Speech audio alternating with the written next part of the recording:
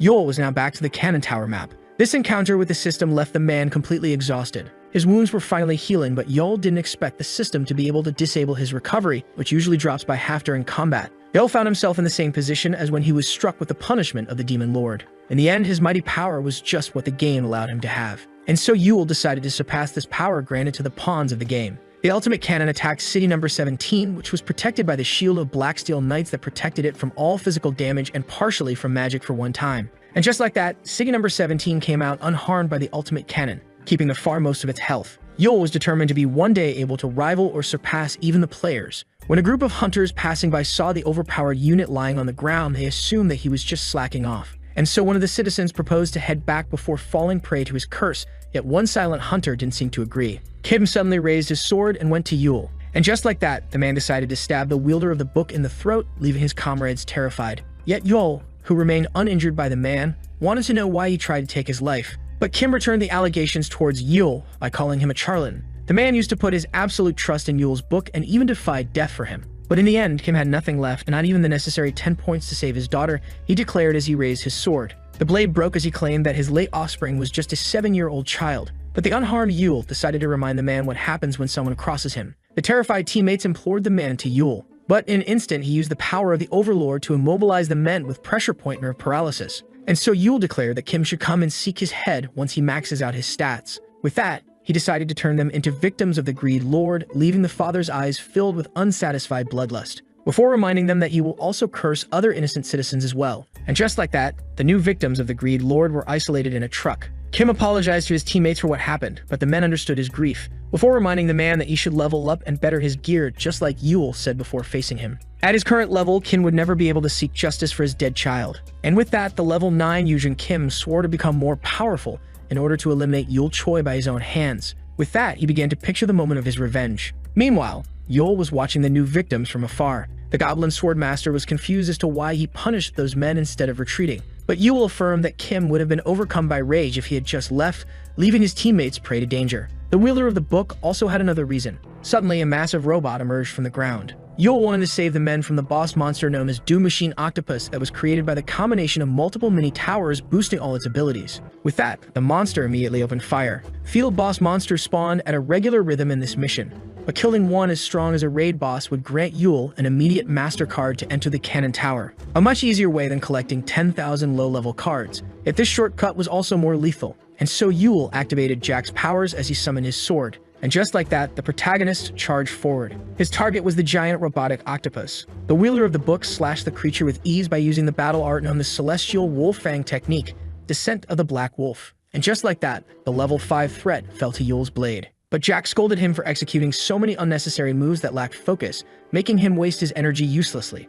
The swordsman then stated that Yul should keep a focused mind in order to not fall to Precipitation's problems while seeking power. The wielder of the book then thanked his overlord for his wisdom. Yet he didn't want to use his MasterCard just yet, since once inside the tower, the only available exits were either victory or death. And so Yul decided to attend to the other problems first. Jack was left shocked. He didn't expect to see Yul breaking into city number 17's castle. The king called the young man arrogant for barging suddenly into their city, demanding an audience with their player. Yul came all this way to threaten the king. The wielder of the book was aware of city number 17's betrayal, yet the king kept denying it. But Yul asked him to drop the act, as he was aware of the citizens' state. All citizens of city number 17 picked up their weapons. In addition, Yul was already aware of the many spies crawling inside his city. The king planned to betray his allies right before completing the mission. With that, the old man got off his throne, stating that he could just change the subjects. But all would be pointless in front of the book's omnipotence. And so Yul gave him an ultimatum, stating that the king would be killed if he didn't cooperate. The royal man stated that Yul's power made him prideful and arrogant, that he still hadn't fought a real player. And so the card duel was activated, allowing one to make his unit fight with an opponent in single combat inside a coliseum where the strongest level becomes equal to the weaker unit. With that, the level 99 city mayor Remulus von Lexus claimed that his player's plans would remain hidden once he had silenced his opponent. The king, armed with the Uppeter,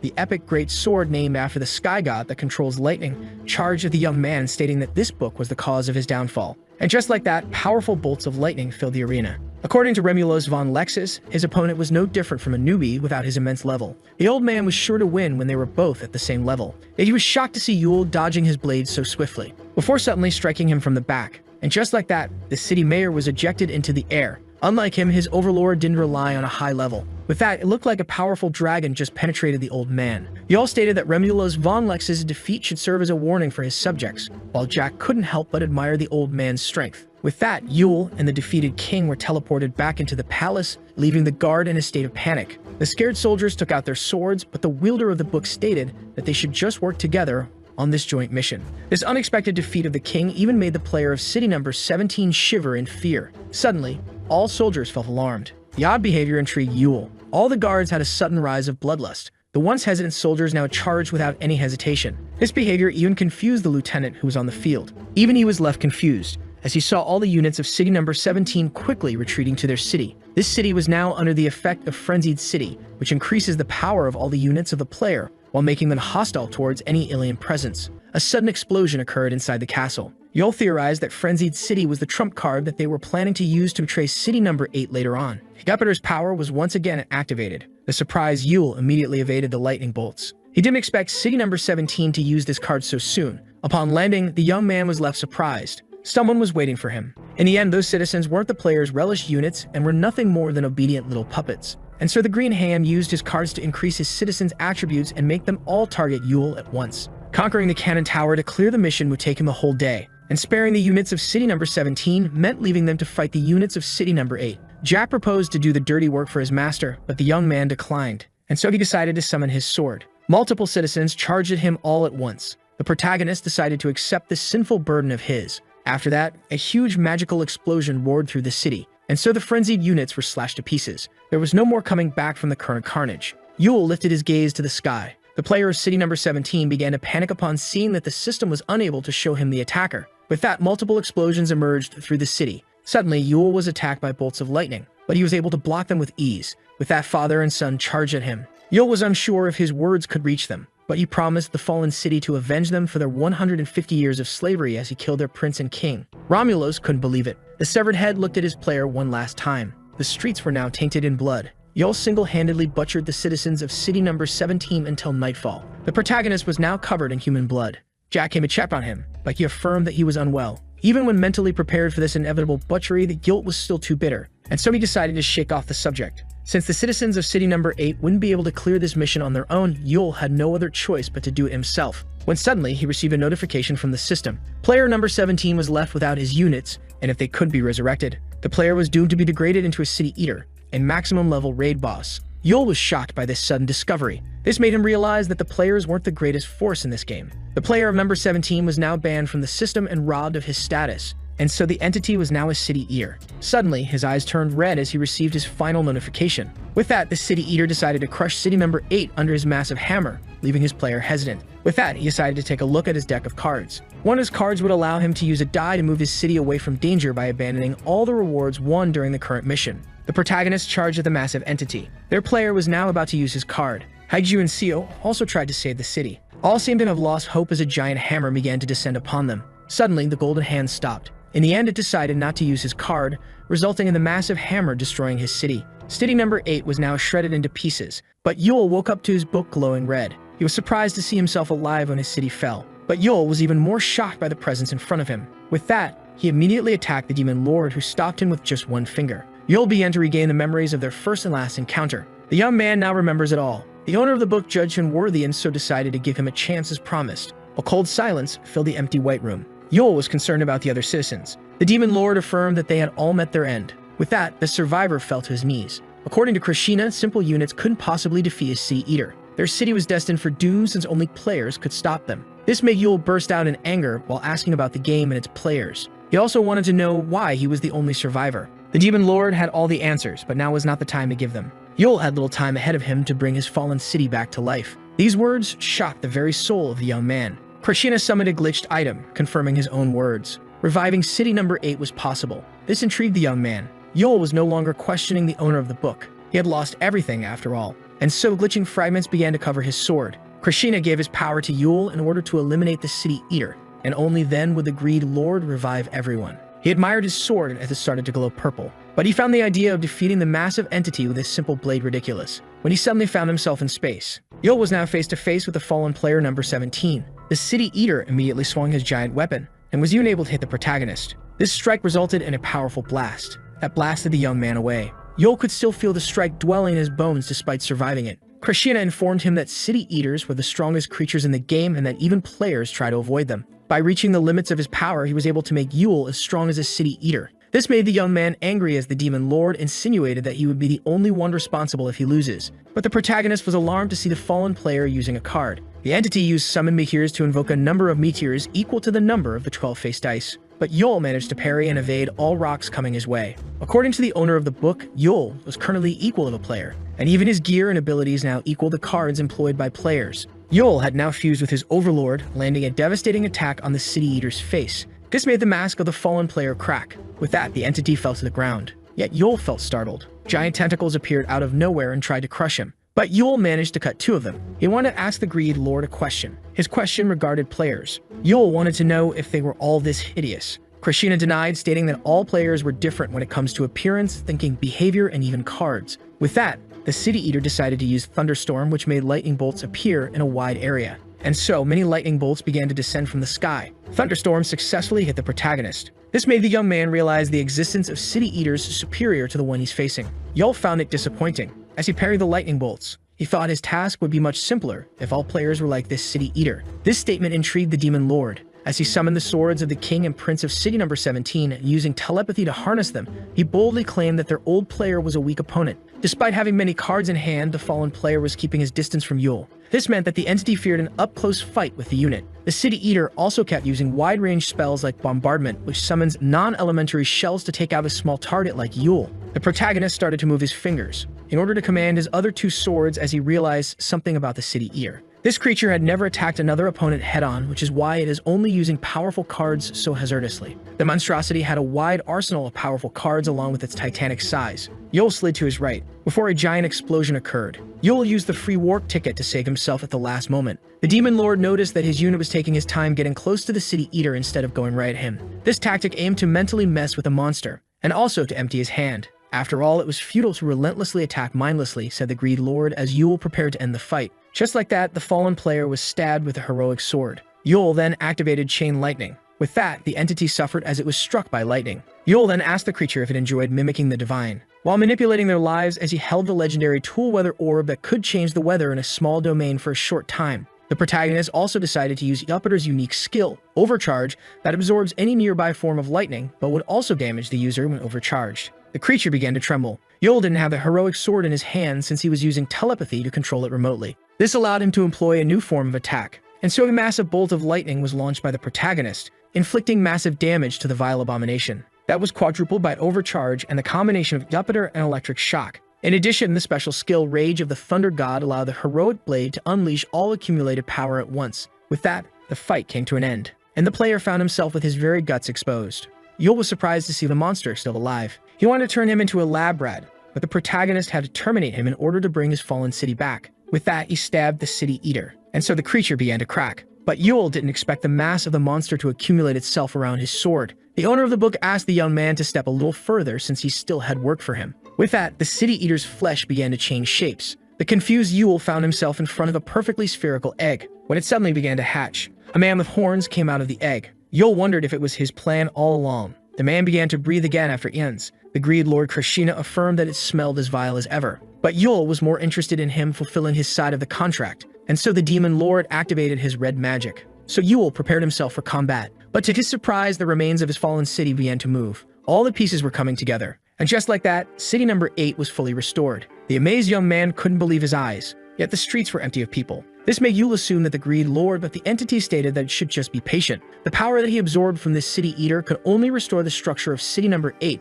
but in order to revive the citizens, Krishna would need to absorb other fallen players. But Yul was convinced that the Demon Lord was hiding his true power, judging by all he consumed until now. The entity seemed surprised. The city must gain experience from units trading their points, making it go to the next level, which most likely gives players a form of currency used to buy cards. That was the only logical explanation for the cycle of resources in this game and how the players could get their hands on plans and cards. But Yul was curious about all the points that he had spent without making this city evolve. According to the young man, there could only be one explanation. This made the Demon Lord burst out in laughter like a madman. He couldn't help but admire Yul's genius intellect. Krishna was amazed by the young man's ability to see the bigger picture after losing everything and fighting a fallen player. This made Yul speculate that the entity had encountered their player before, when suddenly his glowing sword appeared right in front of him. The Demon Lord confirmed that he has the necessary strength, but it would be saved for later use. But he asked Yule to trust him as he assured the young man that he would fulfill his promise to him while releasing a massive blow of wind. This disturbed the protagonist, who suddenly found himself above his newly restored city.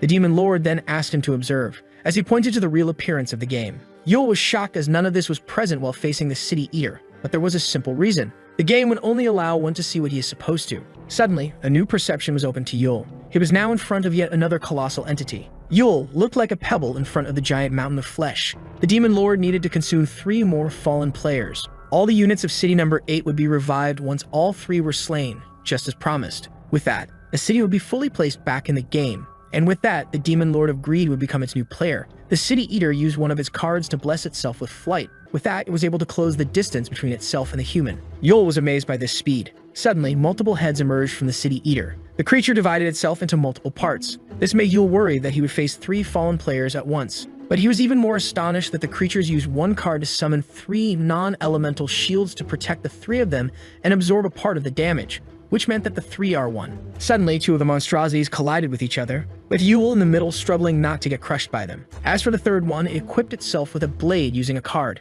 Yule was intrigued by the fallen player's strategy, seeing how its 3 parts shared buffs, but not the longsword. The Demon Lord claimed that just like humans, each player is unique when it comes to their abilities, before asking Yule not to let him down since City Eaters had already lost the game. He also claimed that nothingness awaits the young man if he fails to slay them. But the protagonist, who was fighting for his life, didn't want to hear any of it and ordered the Greed Lord to resurrect the citizens. So Prashina told him to be at ease, since everything is already prepared. Jiayu and Haiju were confused as they were supposed to be on the other side, when suddenly the Demon Lord addressed them, as all citizens were startled by an unknown pressure crushing them. The entity introduced itself as Krishina, their resurrector. None were able to stand as he claimed to be their new player in charge. The serpent assumed that he must be one of the greatest bosses as a player of the game, but as the greedy teenager claimed that he would kill him to gain ultimate power, he suddenly stopped. It was unclear if he stopped himself or if he was frozen, and it felt like time itself ceased to exist. The new player claimed that they were to listen to him in silence. He claimed that the citizens were now standing between thriving and demise, so they were free to enter the White Gate to resume their existence or walk to the Black Gate, where they would peacefully journey to the other side. The humans were to choose their fate once the doors opened. This made them assume that Krishina was asking them to commit suicide, that the idea wasn't fully revolting if it meant the end of the infernal game. But one person raised their hand to ask him something. The Demon Lord accepted to answer. This person was none other than the Dragon Warrior. As she, the detective, the inspector, and the lieutenant stood straight in this immense pressure, she asked about the time for the gates to open.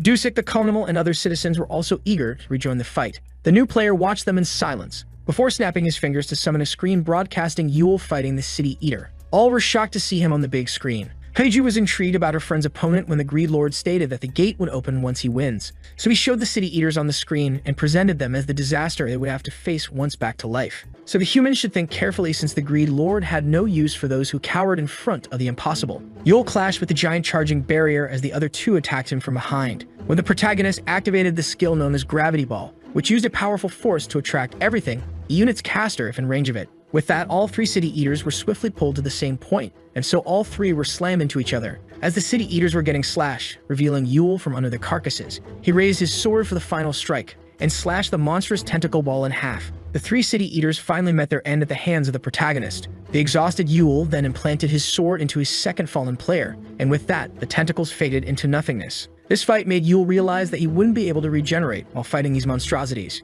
He did need a reminder that time was against him. As he summoned the power of the Overlord, he asked for the next fallen player. Suddenly, something began to appear from the fog. This foe was the 4th one. All citizens would be resurrected once this City Eater is slain. To increase his chances of winning, the creature used multiple cards at once before assaulting his minuscule target. Keiju was scared for Yule, while the lieutenant was astonished by the power of their future adversary. This made the citizens fall into despair, seeing how small units were giving them a hard time. The monster's axes smashed the ground. Seeing how the fallen player only engaged in close combat, Yule could come up with many strategies to take it down, but found himself racing the clock. He was also able to block the massive weapon with his blade. In that case, Yule decided to let himself be possessed by Jack, leaving the duel to the real fighter, who immediately struck the giant creature. The City Eater began to bleed as it screamed in pain. The Master Swordsman was amazed by all the crazy fights Yule put him in, including this one. But when offered advice by the owner of the body, he immediately declined, since the goblin could perfectly see the path of his blade. And so the man was now covered in blood after endlessly slashing the titanic monstrosity.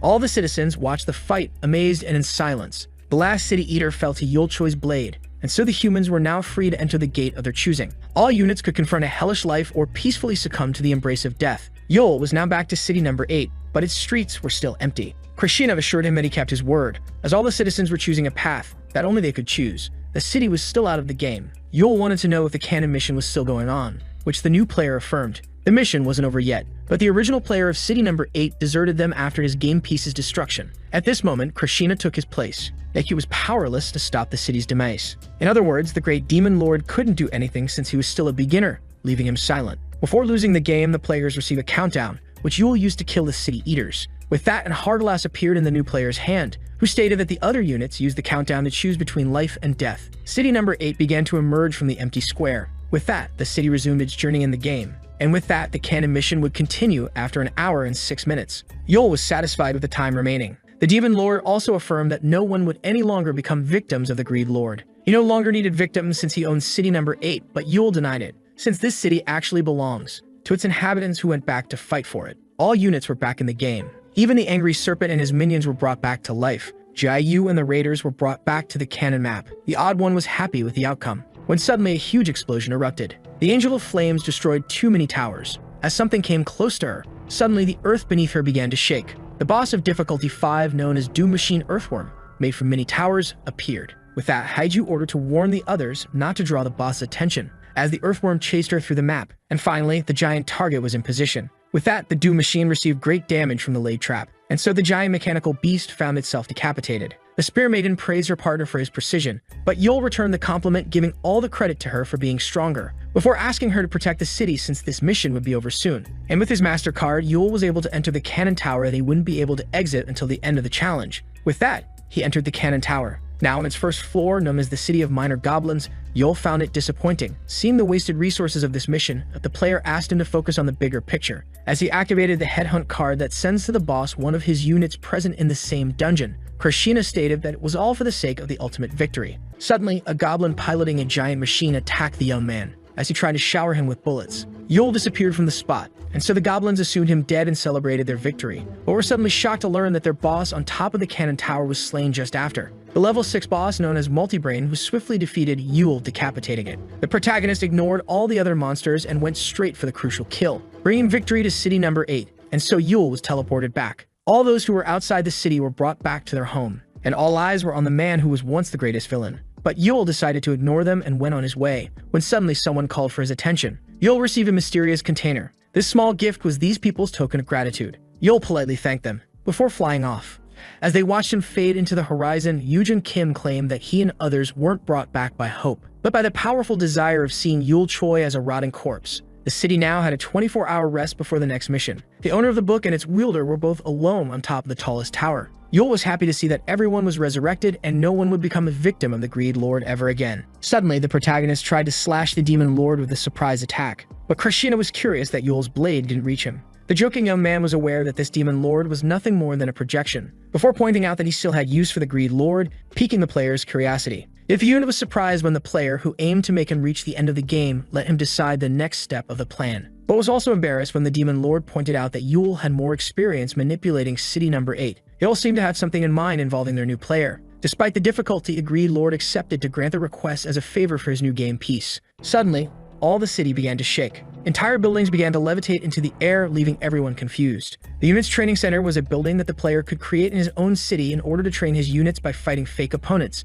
despite not granting any rewards that helped units gain experience without risking their lives. But according to its owner, this unit training center was unique, since it was able to teleport the units to existing maps to gain rewards in exchange for putting their lives on the line. The book owner and the book wielder were both in the control center of the new construct. The regulations were now done. Yul crafted special training programs for the city's strongest unit, but had to wait for the right map to put them to use. By using the special unit training center, the strongest units like the Spear Maiden could finally begin their training. Through the mic, Yul informed her that they only had 18 hours left since tailoring the training took some time, but due to the Greed Lord's power, time will pass differently for Hyeju. She would spend an entire year on the training map, but if she wishes to retreat or in case of emergency, the Dragon Warrior could break the hard glass in order to come back to the city. But this wasn't the only path to gain power, which is why Yul asked her to remain careful out there. For her special training, the Angel of Flame was sent to the land of the dormant sun. Determined, she aimed to complete her training. The set goal was to earn the respect of prominence the owner of the very weapon she uses. As for the two detectives in the Forsaken Mountain of the Old Kings,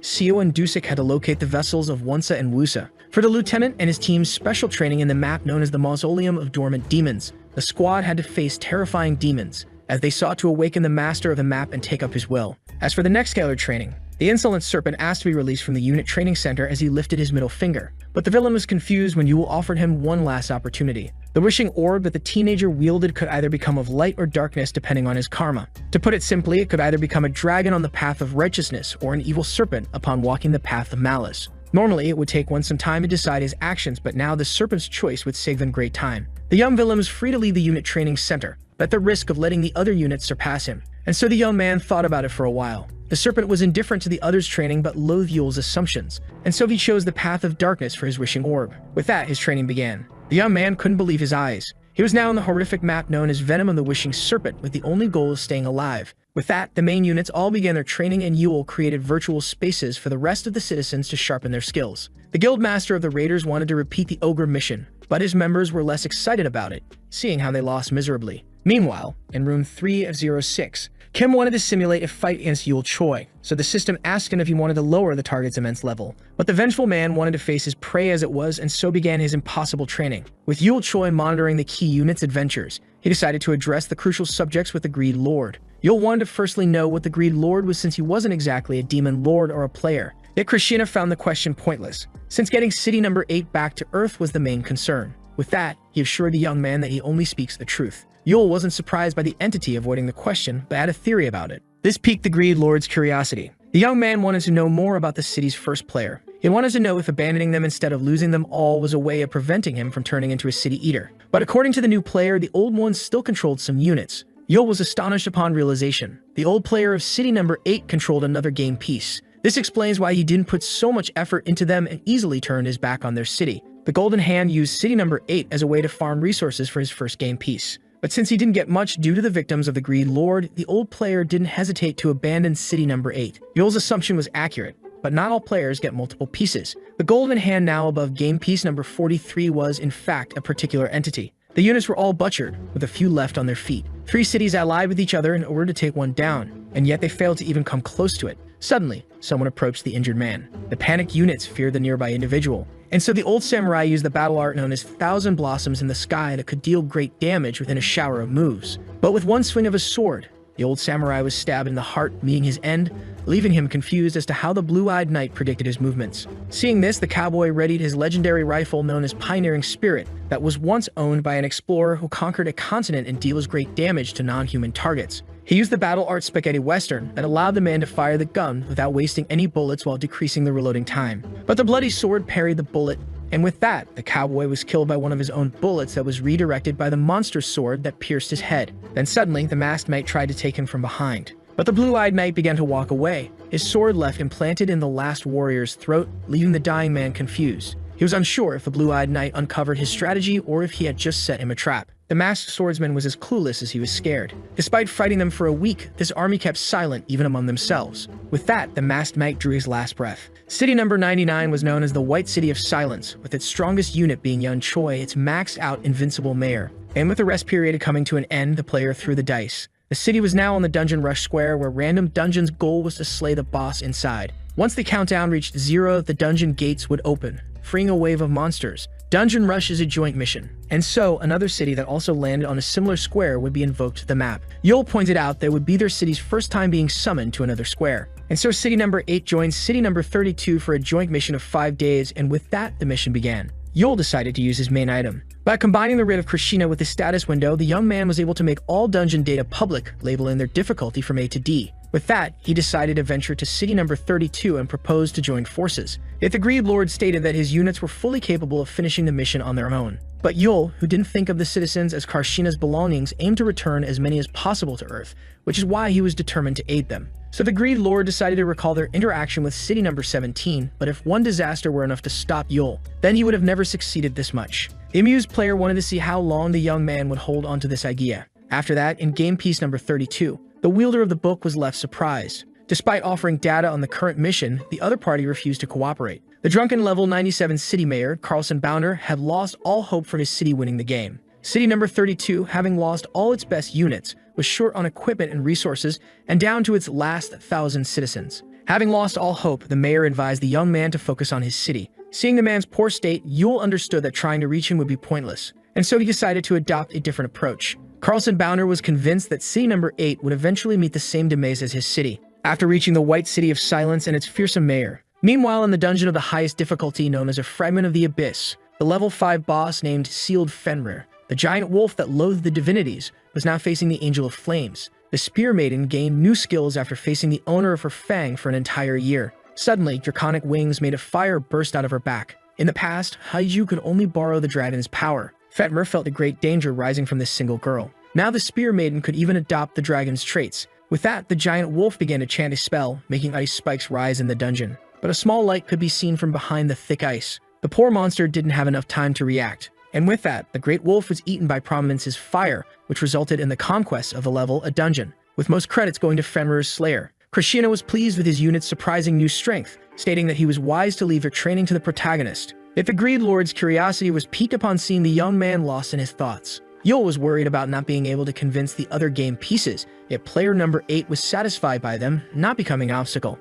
The young man was persuaded that city number 32 wouldn't survive the mission without their assistance, so Krishna asked him to tell his master what he wishes from him, which annoyed the independent young man. Yule wanted to conquer their city. This idea pleased the greedy player number 8. Someone was exiting a dungeon. The dungeon crumbled behind the Angel of Flames, who was curious about the next one, when suddenly something caught her attention. A titanic entity was facing a mysterious flying individual. The player used a card to summon magic missiles that never missed their target, but Yul Choi was easily able to slice his way through them. According to the Greed Lord, a player only leaves his astral form upon becoming a city eater after losing the game or when challenged by another player to a one-on-one battle. Player number 32 accepted the PvP match. Normally, both sides had to give their consent for the battle, but Krishna had the ability to oblige the other party to accept the challenge. And so player number 32 began to bleed after suffering a critical hit. Yule concentrated all the power into his palm and used it to implant his blade even further into the entity's flesh. With that, player number 32 was defeated by the young man. And so the Greed Lord, who would opt for taking the resources through dismantling, was offered to choose the fate of the defeated city,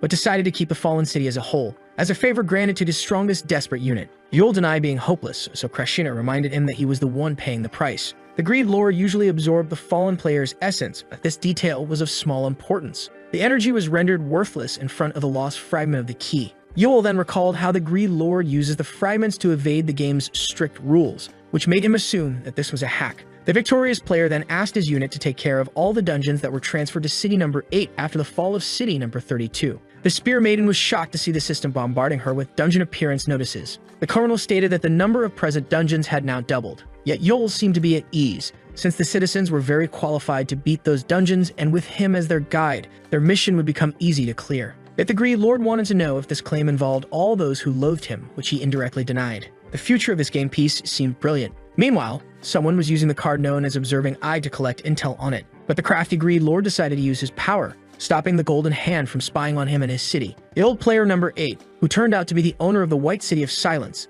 seemed to have a plan in mind. The entity wanted to reveal Krishna's personal information to all other players, and so the city landed on the Catch a Burglar Square this time. The goblin was violently punched in the face, yet the green monster mocked the detective with a smile, since he had to catch the multiple goblins. Otherwise, the monsters would get to keep all the points and equipment they robbed the city of. Seeing the many hiding spots in the city, the goblin felt optimistic, but was stopped by a huge man with a scary face holding a torch. The first confused goblin was caught by a police officer. The second was stuck under Jayu's foot. They were confused by the units rapidly locating them. But all this was possible because of Yule's power. Things began to go well with the city units, the young man's plans, and the Book of the Greed Lord, allowing them to complete the missions on their own. At the end of each mission, they used Krishna's privileges as a player to upgrade the city by creating the Cornfield of Resilience, for example. They'd also gathered the items that would let them bend the rules of the game, and track down the fallen players in order to make their player more powerful. As for joint missions, the units of the magic city of Butchin couldn't believe their eyes. They were shocked to see their players slain and defeated. City number 8 would slay the other players on joint missions in order to merge their cities together. They even persuaded the units to train themselves between missions, and so city number 8 evolved rapidly. The units didn't even need Yule's plans in order to finish the mission from this point on. Its disasters only occurred in times of serenity. City number 8 was now on a battle square, and so 4 cities were randomly placed on the same square with the objective of terminating each other. The lieutenant feared the existence of such missions. Dusek wanted to know if it would be the units or the cities facing each other, but Steve didn't care since they were obligated to kill other human beings. Heiju feared such a moment arriving, yet the young villain looked forward to the upcoming confrontation. After all, it was this type of mission that suited him the most. Yet Yul stayed calm and didn't utter a word. Krishna stated that Yul, despite his strength, couldn't take on 3 players at once and proposed to terminate one at a time. So Yul assumed that he was asked to just watch the carnage occur. The Greed Lord found it ironic, but the young man reminded him that this was before they came to an agreement, and so Yul decided to take care of the enemy units first. But the protagonist was left confused, as all 3 cities rushed all at once and charged at city number 8 altogether. It seemed like the 3 other players decided to join forces, and so player number 8 activated Wall of Stone in order to shield his city. Suddenly, a colossal stone wall emerged from the heart of the earth, startling all hostile units. Yul couldn't endlessly defend, and so the protagonist had to rapidly terminate the 3 other players. The amused Greed Lord expected this answer as he summoned another fragment of the key, and so the other player consented to a one-on-one battle. The Greed Lord decided to grant his strongest unit's crazy wish. The 3 players used their cards to immediately attack the young man, but Yul quickly evaded them. And as he drew first blood, he stated that the first hit always brings victory. Yul was in a race against the clock. He had to slay one of the 3 players as quickly as possible, when suddenly the player disappeared from under him. Krishna noticed that the players weren't joining forces. They used the card known as Shrink to gain agility in exchange for decreasing their health. With that, the player quickly charged at the poor young man. Yul had a hard time pushing the giant monster away, and so was smashed into the ground. The player then flew away. Yul, who took some critical damage, couldn't believe his eyes, as the second player suddenly appeared, dashing towards him. As for the third entity, it was carefully planning its next move. It observed as a giant energy explosion emerged. Suddenly, the players noticed a bright light behind the thick cloud of dust. It was the first player getting slashed. Yul's rescuer was surprised. Jack was amazed to see his attacks being effective against players, so Yul pointed out that his skills and gear were currently equal to the cards of a player. This includes the skills of the Overlord as well. Yet the Goblin Swordsman wouldn't be able to rival Yul or a fallen player according to the Greed Lord, and so all 3 monstrosities attacked all at once. Krishna found it better to let Jack possess his strongest unit. This piqued his curiosity about the young man's next move. The stones began to crumble, all prepared to fight upon seeing the wall of the Greed Lord falling apart. Wong noticed the soldier next to him trembling in fear. The lieutenant would understand if the man retreated since they were about to fight human beings. Yet the man decided to stand his ground, and was determined not to desert his team.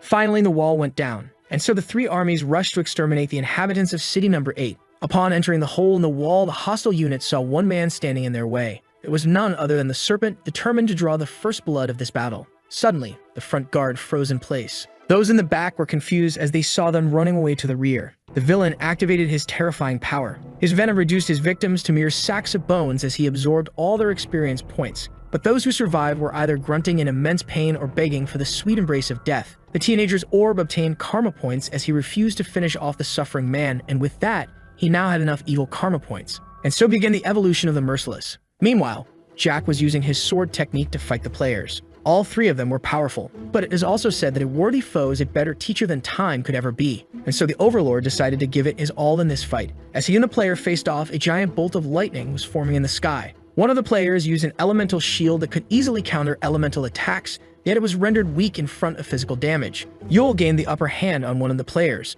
but the third one decided to use a card to defend his kin. Krishna observed a massive explosion forming in front of his eyes. He noticed that the Overlord was about to crumble, and that city number 8 was no match for 3 cities all at once. Yet the young man seemed to be waiting for something, picking the Greed Lord's curiosity. A man dressed like an Italian gangster entered the wall. Old Man Park was surprised to hear a man greeting him in Italian, but was even more shocked upon learning that the man named Jung and Kim was actually South Korean, making him question his attire. The outsider revealed that this style satisfied their players' taste and asked them to give up since their player didn't seem to cherish their city. The old man seemed shocked. As he swore to give them a tormentless death, the serpent suddenly appeared behind Jung and Kim. The young villain, who enjoyed his victim's agony, impaled the man with his venom claws. He was pleasured by his prey's blood dripping all over his face. And so began the serpent's carnage as he massacred the enemy armies. But the citizens of city number 8 were also suffering from his poisonous gas, yet the bloodthirsty high schoolers couldn't care less. And so the Angel of Flames had to intervene, reminding the villain that they were all on the same side. But to her surprise, the serpent easily intercepted her fang of prominence.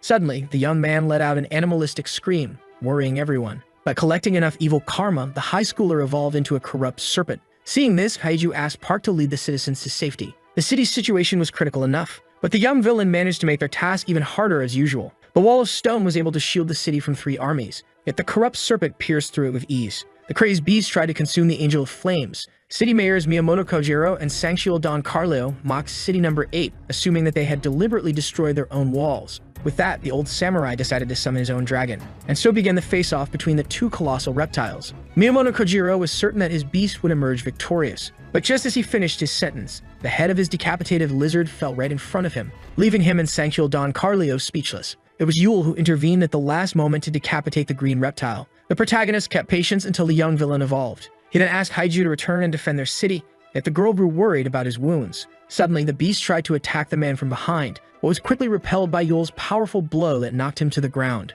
And so the protagonist, with an odd expression on his face, decided to finally take care of the young villain as he should. Krishna then asked the man to speed things up if he had a stratagem in mind, since their decoy wouldn't be able to distract the players for long. And with the red player destroying one of the copies, the Greed Lord decided to use 3 javelins in order to damage his 3 adversaries, yet the strongest unit wasn't responding to its player. Meanwhile, both hostile mayors couldn't believe their eyes. Yule kept on bombarding the corrupt serpent with powerful punches. As he kept beating him to a pulp, the protagonist expressed how relieved he was to see the villain turn into a serpent rather than a good dragon. This show terrified the invaders, while Yule explained that the wishing orb turns its user into a corrupt serpent or a dragon depending on their actions. He was worried that the young villain might repent from his evil and turn into a dragon. But thankfully, the serpent had been diabolic in both the game and the home world, and so the beast's fear levels reached their peak, which would allow Yule to turn him into his second overlord. And so the high schooler known as Sumwon Kang became his worst enemy familiar after being absorbed into the book. All the invaders were rendered speechless. With a crazed look on his face, the protagonist turned to them, asking if they still wanted to fight him, leaving them shaking in fear.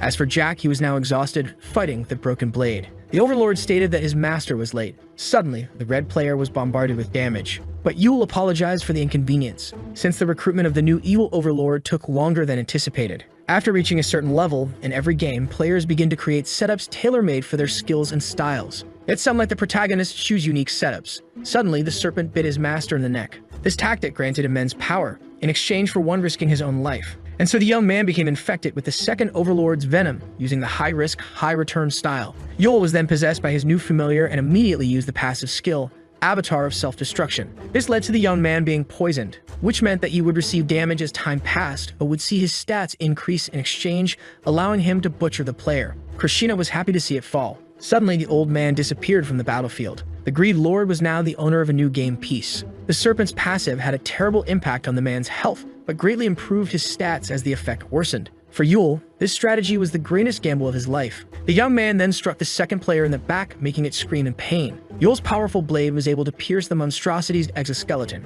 before using his newfound powers to create a spike made out of an unnamed poison that differed from the villain's poison. But suddenly, the young man was railed by surprise by the third player's barrier. The goblin swordmaster seemed surprised, as he saw the poison of the corrupt serpent completely immobilizing the player. Not only did it immobilize the creature, but it also greatly weakened it. Yule then told Jack to look above. The first overlord now had another blade in hand, and just like that, the master swordsman obtained a heroic-class sword. The poison would soon wear off the red player, and the same goes for Jack, who was surprised to see Neil on his shoulder. The poisoned goblin felt his power rising as his stats points doubled. The red player would soon regain control over his body, but Jack used his new blade to slay it on the spot. That was a close call for the first overlord, but suddenly, the goblin started to cough blood. An unnamed mixture of poison made the green warrior lose consciousness. Meanwhile, Yule faced off against the third player. This was the last opponent. The hideous creature used multiple shields to empower his barrier that would keep repairing itself unless those shields were destroyed, which meant that Yule had to get rid of the barrier and the shields simultaneously.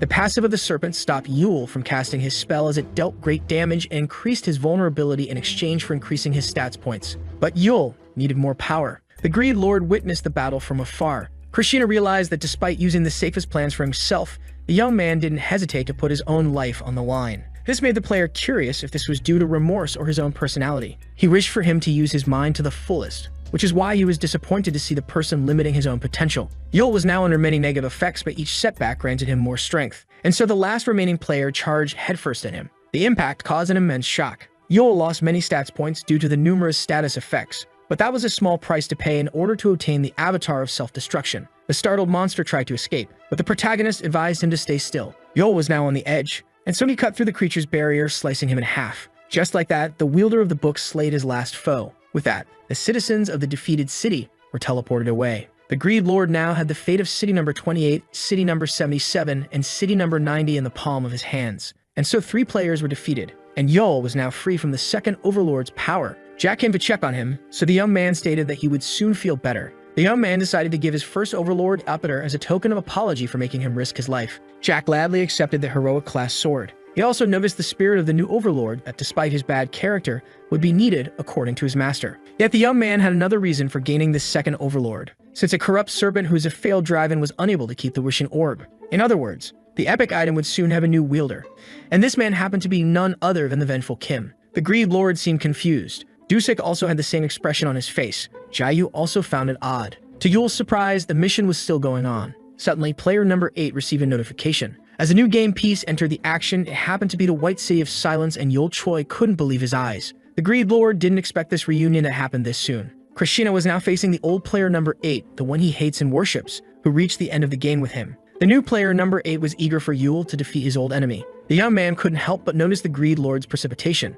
Yul decided to end it as quickly as possible. But to the book owner and wielder's surprise, the player versus player option was deactivated. This was due to the card known as Sanctuary's Effect, which prohibited a one-on-one battle between players, followed by Absolute Seal, which temporarily neutralized the Greed Lord. The card chain and its speed were both amazing. It turns out that the 3 defeated players were nothing more than a ruse to make City Member 8 unveil its tactics, and so Yul and Jack's hands were now tied. They had to risk their lives in combat. Player number 99 was now face-to-face with the tied-up player number 8. Krishna pointed out that the Golden Hand was always a careful player, which is why it used cards to make sure his old city no longer existed. Yet he didn't expect to be found so soon, since his preparations were still ongoing. The Greed Lord's eyes were filled with hatred and resentment, as he may have to desert City number 8 himself. Meanwhile, Jack and Yul were rushing to take care of the city mayor as quickly as possible. The hack could only be deployed by players and their fallen counterparts, but it matters not, since Yul considered himself strong enough to face City number 99 without it. And so he requested a list of the city's units from the writ of Krishna. Yul decided to check on the mightiest enemy unit first, but the protagonist couldn't believe his own 2 eyes. Meanwhile, on the ground level, the lieutenant and his platoon were moving in silence, when they were suddenly ambushed by arrows that Guang barely parried with his shield. The lieutenant was amazed to see the enemy predicting all their plans. In the very heart of City number 8, at the same moment, a tornado was created, revealing the epic one-handed sword called Hamosu, the sword of Huanan, the blade of a divinity that founded a nation upon arriving on Earth. Its power was able to block the abilities of the smaller deities, which shocked the detective, when suddenly Dusik snatched the weapon away from his wielder's hand. But to his surprise, the enemy's hand was empty. The one-handed sword was now in the hand of another unit. As he was being restrained by the enemy, Dusik realized that they could share equipment. Seo grew worried upon witnessing his partner getting slammed into the ground. Dusik realized that the enemy's attacks were decisive and precise.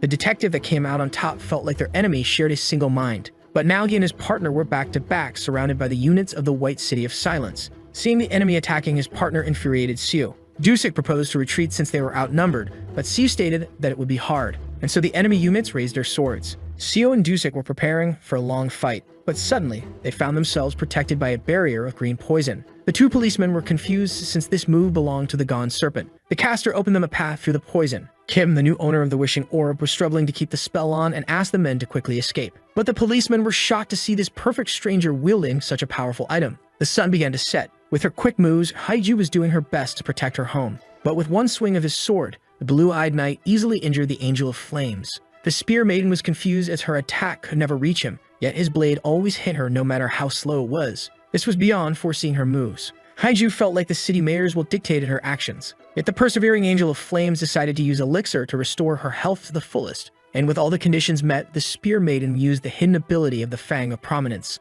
Upon arriving, the dragon caused an immense explosion from a single blast. Yet the standing figure behind the smoke startled the Angel of Flames. To her surprise, the city's strongest unit had arrived. The girl had many questions, but the young man ignored all of them and asked her to retreat to the city. When she tried to refuse, her master insisted. The girl was left intrigued when her uneasy master stated that he would stay as a backup for Yul as she returned to their city. And so the Angel of Flames rushed back to City number 8. She noticed that her friend and his overlord weren't at ease, yet she also felt as if she would be in the way by staying with them. But Hidiju assumed that this was all in her head. Meanwhile, back on the battlefield, the blue-eyed knight was surprised to see Yul's grim expression after such a long time. After all, these 2 were brothers bound by blood. But with a genuine smile on his face, the protagonist expressed his relief to see his brother in good health now. Yul then stated that they didn't have to face each other, but was surprised to see his brother aware of his plan to return to their home world. This was surely something Yul would do. Yet the blue-eyed knight affirmed that he was bound to fail, since in order to do so, Yul would have to win against him, a feat he was never able to accomplish. Suddenly, Jack, who sensed the danger, pushed his master out of the way. To Yul's surprise, his overlords began to disappear, and with a blank face, his brother attacked him. The confused protagonist found himself impaled by the blade of his own blood. The blue-eyed knight wanted his brother to stay dead for a period of time and promised that once he woke up, he would finally be happy. The sword was now covered in Yule's blood, but the protagonist decided to surprise his brother from behind. However, the blue-eyed knight easily dodged his brother's punch as he stabbed him in the ribs. This left the young man in pain and obligated him to use his powers, and so he tried to strike the mayor of city number 99 with powerful lightning bolts. This attack totally burned the body, yet this wasn't the blue-eyed knight but one of his many allies that he had teleported in to protect himself. He then stepped inside a magic circle. This was an explosive trap that he used magic dispel to quickly neutralize. The blue-eyed knight could foresee his brother's every move. He then stated that it had been a long time since they had played together. To put it in simple terms, the main issue was the cerebral hyperactivity. The neurologist, Dr. Minggu, explained to the parents how one's body couldn't keep up with the brain in that case, who were worried that the two patients suffered the same problem. The doctor confirmed that both brothers faced the same cerebral hyperactivity. Yet the mother seemed intrigued as Yun seemed to have more difficulty than the protagonist. So the neurologist explained how his body found a way to coexist with his brain by executing multiple tasks at the same time in order to reduce his exceeding brain efficiency. Our young protagonist gazed with interest at the team in front of him as the doctor explained how his brain simultaneously deciphered, predicted, and analyzed his surroundings in order to prevent itself from overheating, before pointing out how this was the most adequate way for the unpredictable boy to survive his condition. On the other hand, his brother suffered a delicate case as he didn't seem to care about his surroundings. Both parents felt alarmed. The doctor explained how their young one needed a distraction in order to coexist with his outstanding cerebral capabilities. Both were struck by the same idea, as they were both aware of Yun's love for games. Back to the present's ultimate game, the Greed Lord was tied up in front of the Golden Hand. Krishna finally understood why his opponent chose to abandon an outstanding individual like our hero, as he already possessed his brother, a similar unit that far outclassed Yule Choi in every way. At that moment, the protagonist told the Greed Lord to initiate their escape, but the Horned One laughed and affirmed that he was currently powerless to do so. This made our hero grow angry as Krishna could easily use his cheats before implying that the Greed Lord planned to abandon him. The entity rescinded with a thoughtful silence. This triggered Yule Choi as the Greed Lord revealed that despite considering his possible sacrifice, he decided to save him in the end. Krishna then affirmed that he was really powerless at the moment, before implying how Yule Choi might beat him if he was still able to resort to his overlords, if it weren't for the legendary card Dimensional Disruption that cancelled all summons. But our hero affirmed that to his misfortune as he created his clones, and charged at his brother with his many decoys, before being immediately spotted by Yin, who immediately sent the original flying, stating that he still would be crushed by Yan regardless of his summons. With that, Yule Choi charged at the clones once again. Krishna asked our hero about the plot in his hand. So the struggling wielder of the book explained how humans used a certain saying at similar times. Just then, the duration of the chains restraining Krishna were about to meet their end. And as soon as the seal disappeared, the player tried to use his cards, but was instantly blocked by the Golden Hand, who used his own assets to prevent him from escaping. Krishna then cracked a demonic smile, as he wasn't trying to escape, but to use the card known as Armageddon that would bring great destruction to both their cities. Yan watched as the meteors began to rain. Just like that, great explosions occurred in the arena, destroying buildings and people alike. Just like that, the units of piece number 99 were wiped out. With that, the Golden Hand began to panic and immediately tried to act. Krishna was well aware that this maneuver wouldn't truly harm his opponent, but as the rogue players arrived, the Greed Lord affirmed that his avatar tends to use extreme solutions. The Golden Hand watched as the crazed entity began to assault the arena. This was all Yule Choi's plan, who didn't plan on winning but making Yeon lose with him. With that, our hero teleported himself away, knowing that his plan might succeed despite not harming his brother. Meanwhile, player 99 tried to quickly calculate his next move. Krishna, who was well aware of the entity's cautiousness, could already predict the Golden Hand's next course of actions. Just then, Yeon addressed the entity, pointing out how it was thrown into hesitance by their opponent's little kamikaze. As he threw his sword, the unit affirmed his disappointment as he was forced to submit to the coward that is the Golden Hand. At that moment, Yeon looked at the opposing player and realized that he wasn't playing fairly. With that, the Golden Hand was forced to use the card known as the Grand Escape, allowing his retreat after relinquishing all the mission's rewards, piquing Yeon's interest. With that, Yule Choi escaped the battle, glad that his genius of a brother is a unit rather than a leading player.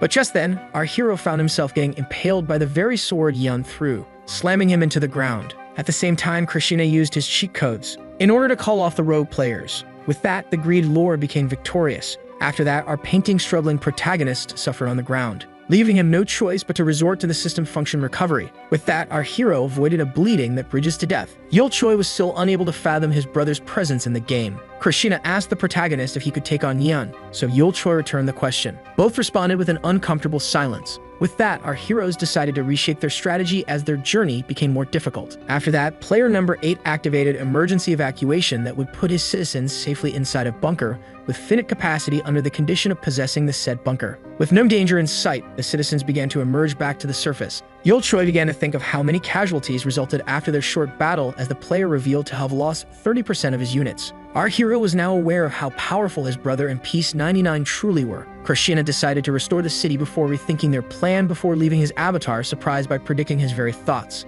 The player began to grasp the unit's way of thinking as he correctly predicted that Yul Choi wanted to strengthen the city. Krishna revealed that there exists a solution that goes according to the game's rules. Our hero felt shocked as the player reached out to the system. Just like that, a new structure began to emerge next to their city. The wielder of the book was shocked to see such a sight during an intermission, but just then realized that numerous maps began to appear simultaneously. The Greed Lord revealed the existence of a unique mission that each player had one chance to accept. As they entered the open world mission known as Abandoned World, the map was filled with a pleasant greenery. The Obra was then smacked in the skull. With that, the military successfully cleared the perimeter, before deciding to pick up the targeted flowers known as Sally Flowers, a strawberry-flavored ingredient for recovery potions. And so began the harvest. The abandoned world was abundant with various treasures and resources, making it perfect for gathering riches. But failing to clear its mission would turn the abandoned world into a prison for the losing city. This wasn't the only downside of this map, as any unit outside of the game piece at the time of departure would forever remain in the abandoned world. The old man began to grow worried as some of the citizens took this opportunity to flee the city, making the thief point out how terrified they must be after seeing the city's strongest getting demolished by his brother,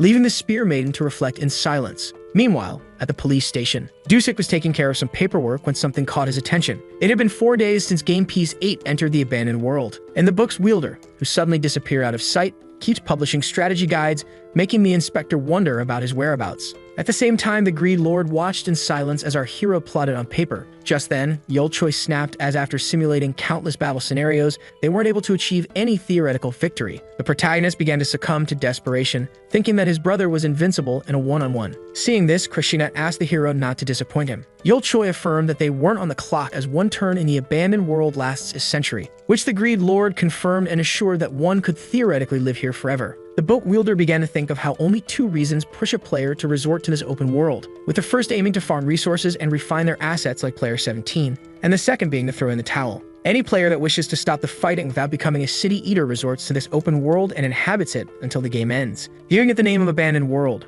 Yul Choi thought for a moment, and to Krishna's surprise, affirmed that plans were ineffective against his brother, as he was completely invincible in a fair game, forcing them to resort to a shameless advantage. But in order to secure such an advantage, our hero must become savant of the player in the game. Krishna realized that the young man aimed to acquire the knowledge that is forbidden to units, and so the player agreed to help his strongest unit, to Yul Choi's surprise. The player, who surprised the protagonist with his immediate approval, was eager to see the man's final results. Yul Choi grew annoyed after discovering that the player could abandon them in case of failure and save himself. Suddenly, space began to wrap itself, startling our wandering hero, as he and the Demon Lord reached an unknown location. Krishna pointed out how the promise of returning the game piece to its original world wasn't entirely false. Countless cities could be seen. As he revealed the true form of the game, the Greed Lord affirmed that the promised universe would already be a part of the game. This absorption was the inevitable destiny of any planet captured by the game. As he realized how worthless their victory would be, Yul Choi began to wonder about the identity of the game maker. At the same time, someone was searching for player number 8. This someone was none other than Yin. The unit learned that player number 8 was in fact a top-level monster that served as a demon lord like those he slaughtered. Just then, the man standing in the pool of blood began to think of how the monster was able to act as a player. With that, Ian finally realized that he could also ascend to playerhood by force.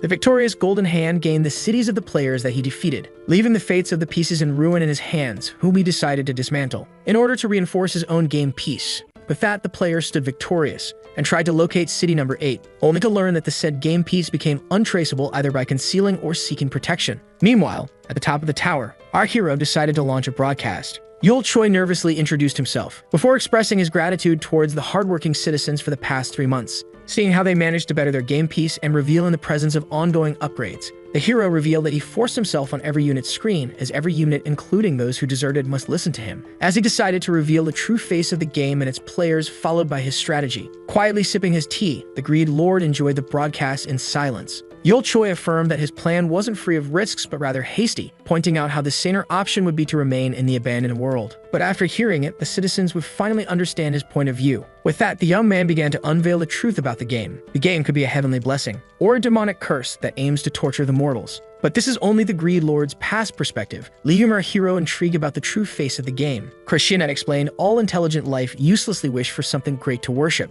As for him, the concept of a perfect being that has no need to act, thus no reason to exist, was a simply ridiculous illusion. In other words, the universe resembles a jungle where each creature seeks the others in order to exist and coexist. The game is also a part of the jungle and feeds on planets and stars. Despite the fact that it targets heavenly bodies occupied by intelligent creatures, its exact nutriment is still unknown. This entity also uses the process of the game in order to select his prey, which intrigued the young man. Yul Choi was particularly perplexed as the entity used a game as a way to hunt, so the Greed Lord explained how intelligent beings easily accommodate with games for amusement. Besides, a game is the best way for self-continuous beings to push themselves to their limits. As the Greed Lord pointed out how one naturally aims for victory, our hero affirmed that their victory would be meaningless as they would all end up on the game's plate. After completely devouring an entire planet, the game simply roamed space again in search of another snack. Hiju, overwhelmed by this sudden truth, tried to summarize the shocking reveal, stating that the game is basically a monster that gobbles up planets and monsters, which Yul Choi confirmed, stating that they didn't know if the game itself was alive. Just then, Jiang barged in, pointing out how their planet is doomed to be shredded into game maps regardless of their victory. Our hero confirmed before adding that they will play the role of monsters that attack the new units,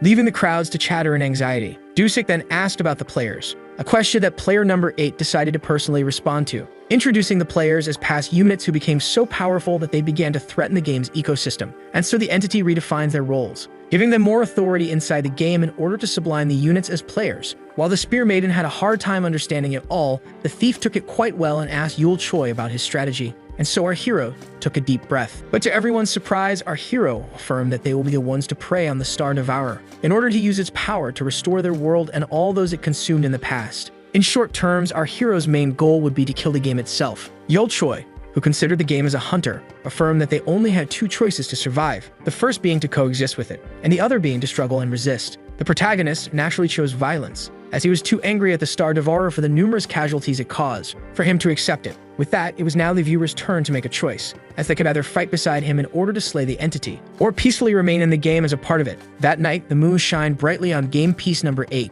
His player's curiosity was piqued as the hero decided to ask him something. Yul Choi wanted to know if the Greed Lord was a player in the past, which he confirmed. Krishna affirmed that he played as a player, a demon lord, and even as a unit. But when he aimed to transcend the realm of players, his race was cut short by the game-worshipping Golden Hand that defeated him. The Horn One had his might sealed away as he was forced to be lowered to a demon lord, making Yul Choi curious about his true purpose. The protagonist asked Krishna not to give him any frightening spoilers, seeing how he affirmed that he would not find out until he was back to his best. With that, our heroes were certain to fight side by side until the end of the game, making the Greed Lord let out a malefic laugh, which Yul Choi asked him to stop doing. With the next dawn arriving, the streets were filled with silence. As the wind passed through the building's rubble, at the tower, Yul Choi made his way into the building, heading towards the door, and checked on everyone as he entered the room. The soldier affirmed that preparations were going smoothly. Temporary shelters were built for the citizens while they restore their housing, as the units gained in strength. But some unsure citizens were still discussing the trivial matter of fleeing or fighting, after seeing the huge power gap between them and the inhabitants of city number 99.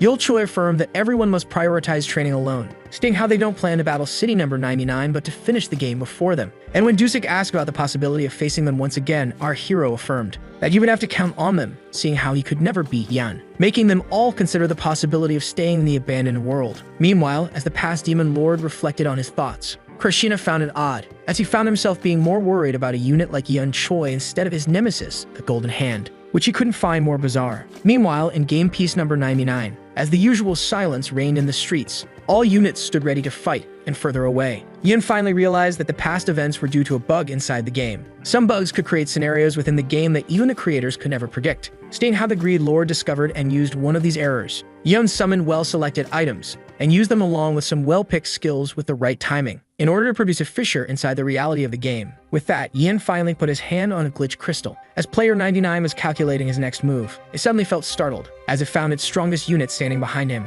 enjoying the perspective of a player. As the blue eyes of the young man began to glow purple, he affirmed that this view wasn't alien to him. Upon seeing this, the Golden Hand quickly tried to use its card, but it was already too late as Yun had already managed to stab the entity in the blink of an eye. The young man then used the system error that he created on his opponent, and after standing still for a moment, Yan peers through the secrets of the player regarding the truth about intelligent life units and players, and by further implanting his sword, the young man uncovered the truth about the game. Yan then found a similarity between him and the Star Eater, seeing how it selected him since they were both aiming to keep their lives, as no other entity could hope to put an end to Yul Choi. When suddenly the genius felt alerted, as he tried to gain some distance and saw the golden hand trembling and speculated that this was the game's answer. Just then, space began to crack, only to uncover player number 99's true form. But the entity seemed confused as it spawned free of weapons. Yan then noticed a far light in the sky, and assumed that the Star Eater wanted to see who would be the most worthy to be bestowed the title of player. Meanwhile, in the abandoned world, an old protagonist stood firm as 2 centuries had passed.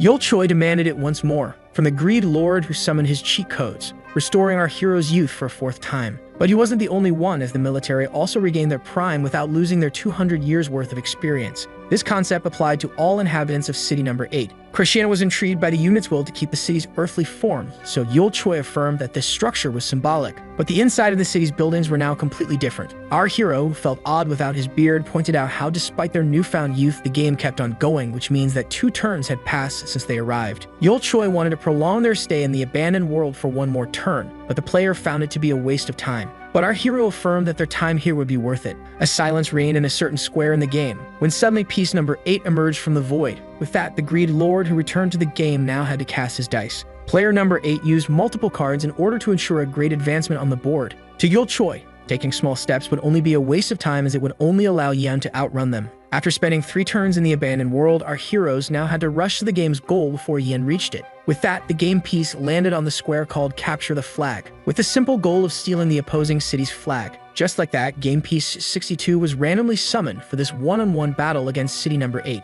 With that, the arena was ready. The level 271 mayor of City Number 62 pointed out how the blueprints obtained from the Cannon Tower mission allowed their city to greatly evolve, before pinning City Number 8 for its earthly primal form, as his city readied its gigantic cannon, making him think that capturing the flag would be pointless. And so the shot was fired, aiming to destroy the opposing game piece in one go, which resulted in a great explosion. With that, a cloud of dust was formed. Just then, a laughing figure emerged out of it. City Number 8 used high-quality materials to rebuild itself, along with its 3 centuries-long experience and technology to create a shield around itself, rendering the enemy cannon powerless against their defenses. Just then, the heroic equipment K2 Peregrine Falcon and its magazine full of spells that the 300-year-old city was able to craft with her advancement were deployed. City Number 8's arsenal was greatly enhanced, as they were now able to craft their own equipment. But this wasn't the last of their progress that left the mayor in awe, as he noticed a massive wave of flying creatures heading his way. The hero's city found itself fortunate, as the abandoned world, which is normally composed of random maps, obtained one they were already familiar with, which was none other than the nest of the Emperor Gryphons, whose winged beasts greatly assisted them in a past mission. The mayor began to fear for his life, and found himself beaten up in the next instant. The defeated man then began to laugh at our heroes as he affirmed that they should have quickly completed the mission, stating that they won't easily escape the wrath of their player.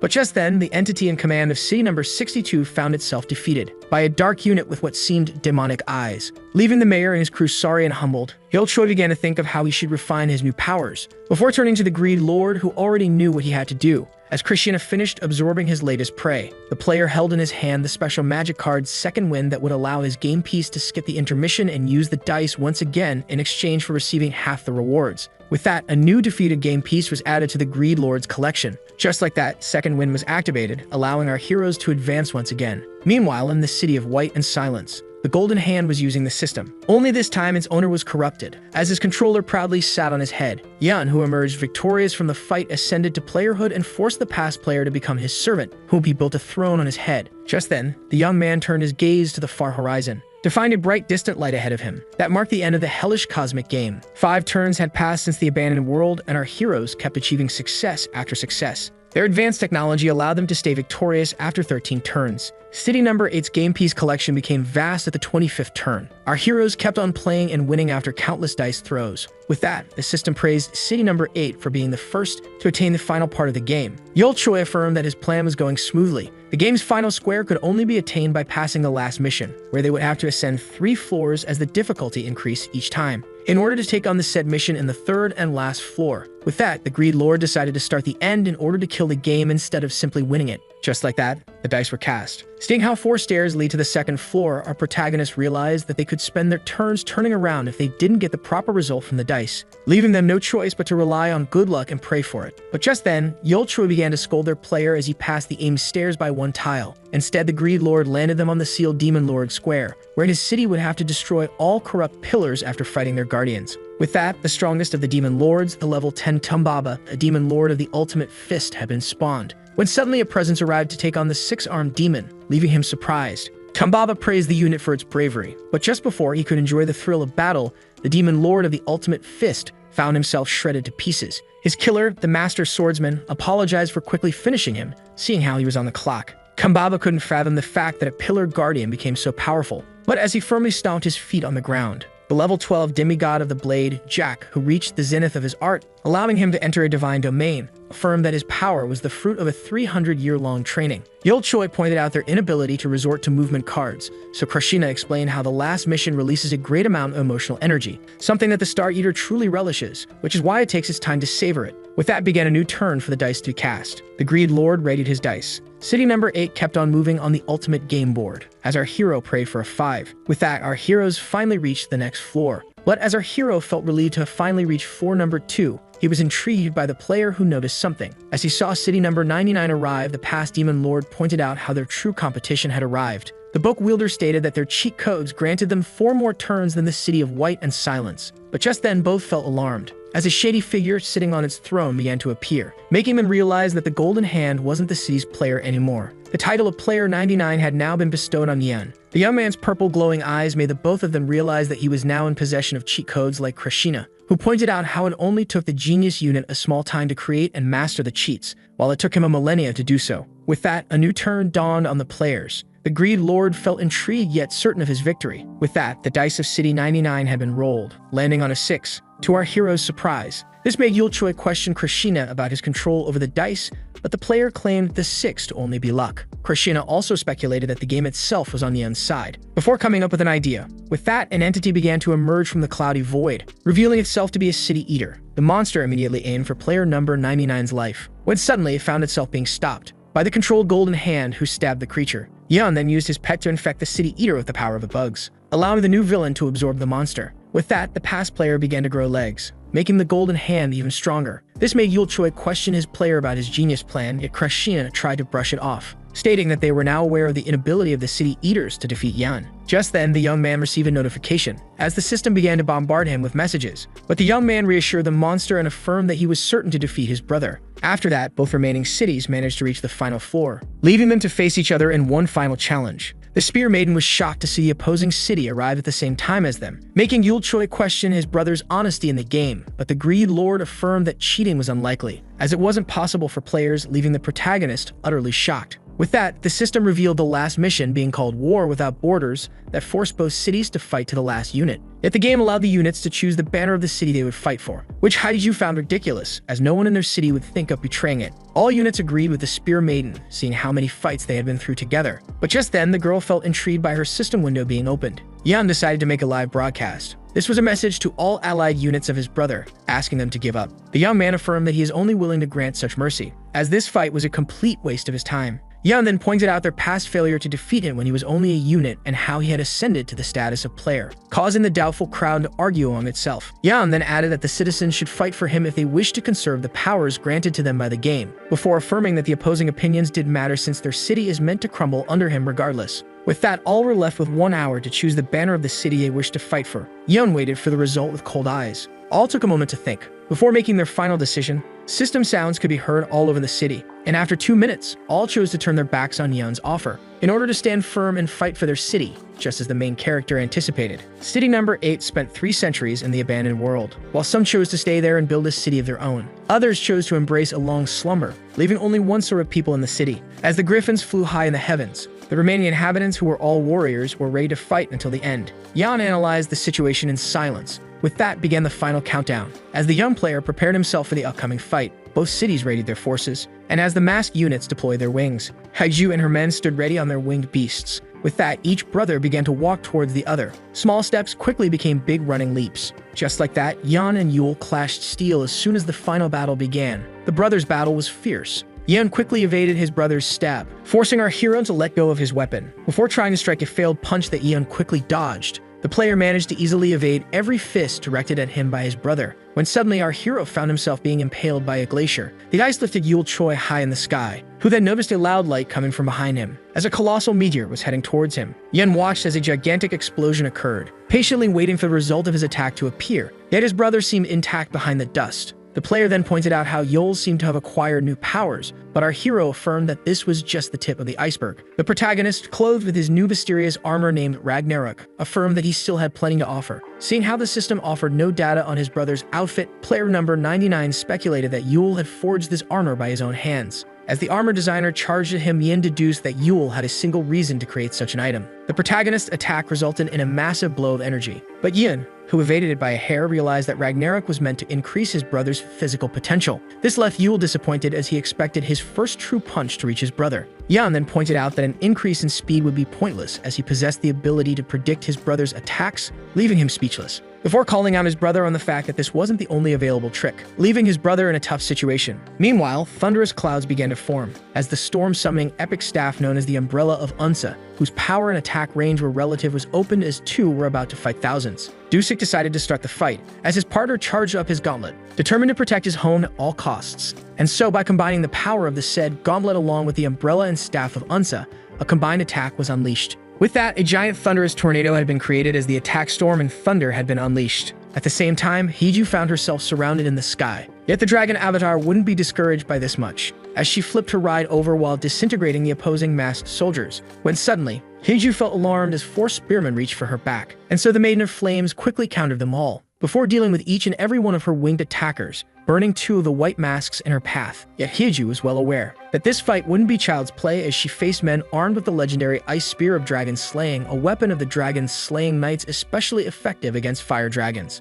At the same time, the inspector stood firm, as the opposing forces shielded themselves from the thunderstorm with a particular item. This weapon was none other than the Sword of Huanan. But while Dusik complimented the enemy on his quick spirit, his partner affirmed that they did expect the fight to be challenging. Both he and Hiju shared the determination to pound their enemies until victorious, as special skills were rendered powerless against them. At the same time, the brothers' fierce fight was still going on. Yul tried to make his brother listen to reason, begging him for helping kill in the game, yet Yan kept silent, as he quickly realized that his brother was just trying to buy some time, and that the key factor of the plan was someone other than his brother. Krishna was then left shocked, as he found player number 99 in front of him ready to strike him down. Yul Choi couldn't be more annoyed, as he wanted to vanquish his brother just this once. Yan was then left surprised after his rapier was suddenly blocked, as his brother resorted to a new power that piqued his curiosity. Einherjar's tactical jacket possesses a special skill, known as Berserk, that swallows its user in an animalistic madness that makes him target ally and enemy alike. As his outfit began to swallow him, our hero began to think of how his armor could enhance Berserk, and despite not affecting his uncontrollable rage, it does allow him to reach the pinnacle of physical stats allowed by the game.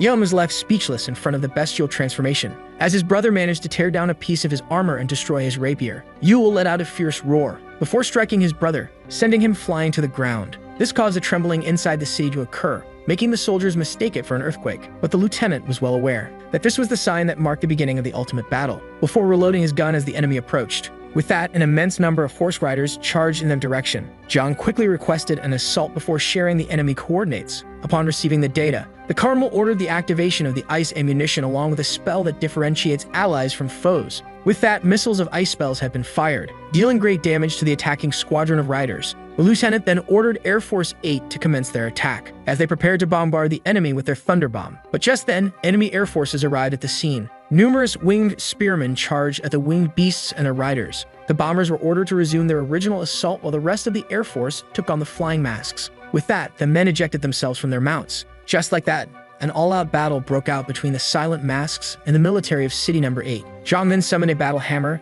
and smacked the enemy with a skill Mace of Judgment that uses a divine mace to smash nearby enemies. The lieutenant then used the hole-digging digger grenade developed by his city, creating a massive hole for the masked men to fall in. The soldier was well aware that city number 8 was on the losing side, yet was determined to use everything in their arsenal in order to repel the invader. Just then, the ground beneath him began to tremble. As the white masks that survived his assault emerged from the soil, Jiang didn't care about the gap in power, as their main goal was never to emerge victorious from the battle, as he and his forces kept on fighting. Meanwhile, back in the void of the players, the crazed Yule kept on unleashing barrages of devastating attacks. Yen, who was covered in injuries, found himself struggling to fend off his brother, began to think of how Yule attacked him by only relying on his physical power as he tried to stab him. But the broken blade completely shattered upon impact to the player's misfortune. Just then, the beast found itself intrigued as a teleportation ticket had been used. Before noticing a light shining from afar, Yen, who pulled out one of his cards, called out his brother for making his physical power reach its zenith, before pointing out how he was still a part of the game. Yule quickly charged at his brother once again, resulting in a great explosion. The head of the beast remained filled with power, only this time away from a severely injured Yule, who found himself armless.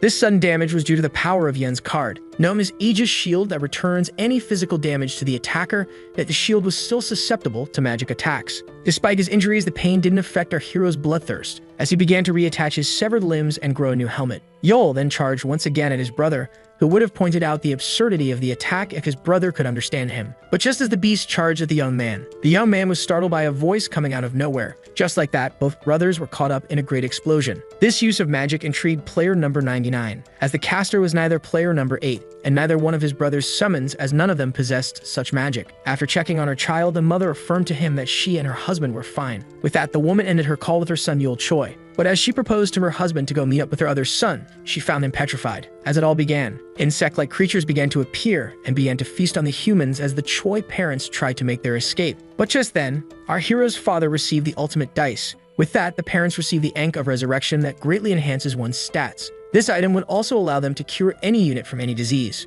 With that, both husband and wife were struck by the same idea, but with a rampage of the citizens killing each other, along with a monster invasion, made the path difficult for the two parents. But in the end, the two of them managed to reach the hospital. Yet this victory didn't come without a cost. As the mother found herself fatally wounded, her husband began to think for a moment, and just as he was about to use the item in order to heal her, her gentle smile served as a selfless answer. With that, the Ankh had been used on the proper person. Back to the present and the fight of the two brothers. Yan managed to completely destroy his brother's arm, before obliterating the rest of his upper body. But just as the player tried to activate a magic spell, Yule, who immediately regenerated, began to bite off his staff, before detonating himself, putting Yan in a tough spot. The young man then affirmed to his regenerating brother that defeating this form was rather challenging, but his pawns were easy to terminate. But Yule affirmed that his allies were no pawns but human lives. Yan revealed that it didn't matter, as inside and outside of the game, the weak end up being the plaything of the powerful, as the better choice was always to bend the knee to the strongest, at the risk of one living an insignificant life. With that, the inspector ordered the retreat, before ordering the police guild to cover the citizens and hold their ground. Dusik then threw one of his opponents away, before ordering their new recruit to contain himself, as a massive cloud of poison began to form. The user then sucked it back into the orb. Kim Chul decided to restrain himself in order not to defy his superiors. With that began a fallback. According to Dusik, both cities seemed evenly matched, but the truth is that the opponent was slowly gaining the upper hand, making him question how long they could hold their ground, as he hoped for the intervention of their own player. With that, Krekshina decided to act. As his goal was now in reach, the upcoming maneuver would be his last act. The Greed Lord would now either slay the Star Devourer or die trying. With that, player number 8 chattered himself into numerous cheat codes. Back to the fight of the two brothers, Yin felt alarmed, as Yule revealed that he never planned to defeat city number 99. With that, the final move began, as game piece number 8 began to transform, while its outer shell began to shatter. Just like that, a giant cheat crystal that aimed to slay the game had appeared just as Yule had planned. Yoan couldn't believe it as the entire enemy game piece became a bug, as he realized that Yule and his allies were trying to access the very files of the game. But the player affirmed that they should have first deleted him before trying to delete the game. Just then, Yoon dodged his brother's quick attack, leaving him utterly shocked. With that, Yen began to dodge, parry, and counter every strike from the beast. The player affirmed that he was now familiar with his brother's attack patterns, before using the skill Soul Strike in order to damage his brother's spirit, making him worthy of Yule's praises once again. But as he summoned the defeated cities, our hero affirmed that he didn't expect less from him. With that began Yule Choi's last move in order to determine who the best genius is among the two of them. Yam was left disappointed as his brother decided to use this simple-minded human wave tactic. But as he proceeded with his plan and restored the defeated cities to their original scale, the protagonist affirmed his will to embrace simplicity. With that, Yen stood silent in front of a wall of fallen cities, as he realized that his brother was trying to waste enough of his time for Krishna to corrupt the game. With that, Yen summoned his epic rank orb named Long Live the King that allows one to control those of an inferior level, with the quantity of minions varying with the user's level. Just like that, the orb was activated. Yul was well aware that the orb possessed two modes, first being automatique, making the soldiers act according to their master's programming, with the second being manual, that allowed the orb's wielder to make the soldiers submit to his current will. Yul Choi felt satisfied as he finally forced his brother to reveal his true strength. The mob boss was thrilled to fight again, as for him, no human life should be on the strings, earning him an odd look from the samurai. But when the first asked the second about the reason behind this glare, he affirmed that they were in the same boat. Just then, the old man began to reflect in silence on how Yul Choi asked them to join their cause and how he wanted to decline, as the game turned out to be a paradise. But then the samurai turned his gaze to the careless children happily playing, and so he unsheathed his blade, as he was more than determined to give his children free will, as he was ready to sacrifice himself in order to get them away from the game's control. The spear gravely injured a warrior, as the masked army began to gain the upper hand. The mob boss ordered the men to stand their ground, while the samurai was shocked to see that 5 masks were enough to push them. All moves were being observed and controlled by Yin, who began to manually command his units. The genius then dodged his brother's bestial flesh, before using his hand to impale Yul's body and launch a powerful spell through it. But Yul's spirit was protected by a robust shield. Our hero found himself struggling to keep up with his brother. Yan began to think of how he familiarized himself with this strategy, as Yul always resorts to it. The protagonist had a habit of reducing losses to a minimum in order to go all out in the endgame. Just then, the Spear Maiden noticed that other game pieces joined the fight, and with that ordered everyone to adopt the offensive approach, marking the start of their counterattack. With that, the lieutenant reached to his helmet in order to activate his skill that can only be unleashed once every mission, Holy War, that can only be used when the Helden set is complete. Holy War allowed one to provide every member of the guild with holy equipment sets, along with a blessing that greatly increases the guild members' stats. Yan watched as the powerful ability had been unleashed. Player number 99 perfectly predicted how his brother would use his game pieces, and as Yul was about to unleash a powerful attack, he found himself being countered by Yan, who burned his spell before he could unleash it. Yet the genius player felt odd, as if he was missing a variable. Despite being used to his brother's tactics, Yin could feel a subtle change in it. Our struggling hero affirmed that the time hadn't yet come, as they needed to attack with more ferocity. Meanwhile, in the control room, the colonel ordered the units to go all out and demanded the use of every summon and tamed monster along with all mechanized golems in order to get as much of player 99's attention as possible. Yet according to Yan, their actions were meaningless, as he was perfectly able to predict each of his brother's actions and had a much better mastery of his unit compared to Yul. Our hero was having a hard time parrying the attack with his shield. Yan realized that his brother deployed more units than he could command, making him think that Yul relied on luck, leaving him disappointed. At that time, the police forces did their best to stand their ground, but this didn't affect player number 99 at all, as he kept on overpowering his brother. Our hero began to think of how his brother never reached his limits before, making player 99 unable to predict the outcome of this exact moment. Yet Yan would simply surpass himself after reaching his limits, but he would undoubtedly freeze for a short moment due to this new sensation, making it city number 8's only hope for victory. Meanwhile, Hiju successfully blocked 2 masked specimens, and despite the struggle, managed to overpower her 2 opponents, leaving Yan alarmed as Yul began to think of how the real challenge was to perceive the said short moment. Back then, all opposed his crazed plan. All began to scold the tactician as he planned to fight and overwhelm his brother, who overpowered him in every category, as Yul tried to explain himself, affirming that this was their only hope against him. But our hero was rapidly left confused as the soldier ordered him to solely focus on his brother. The lieutenant stated that he and the rest of the units shall overwhelm Yan, yet Yul affirmed that they would only get killed. But the soldier affirmed that since they were all fighting for a miracle, they should opt for the strategy with the best chances. The said lieutenant was giving it his best on the battlefield. Yan tried to command all the battlefield. Yul needed to focus on each and every action made by his brother, as the rest of his allies gave him the chance to attack by overwhelming his brother. Just then it happened. Yul quickly summoned his ultimate weapon, giving his body the powers of Jack the Overlord. And so the ultimate move of the Celestial Fang Sword technique was activated. And with that, the powerful skill Heaven Destroyer was unleashed.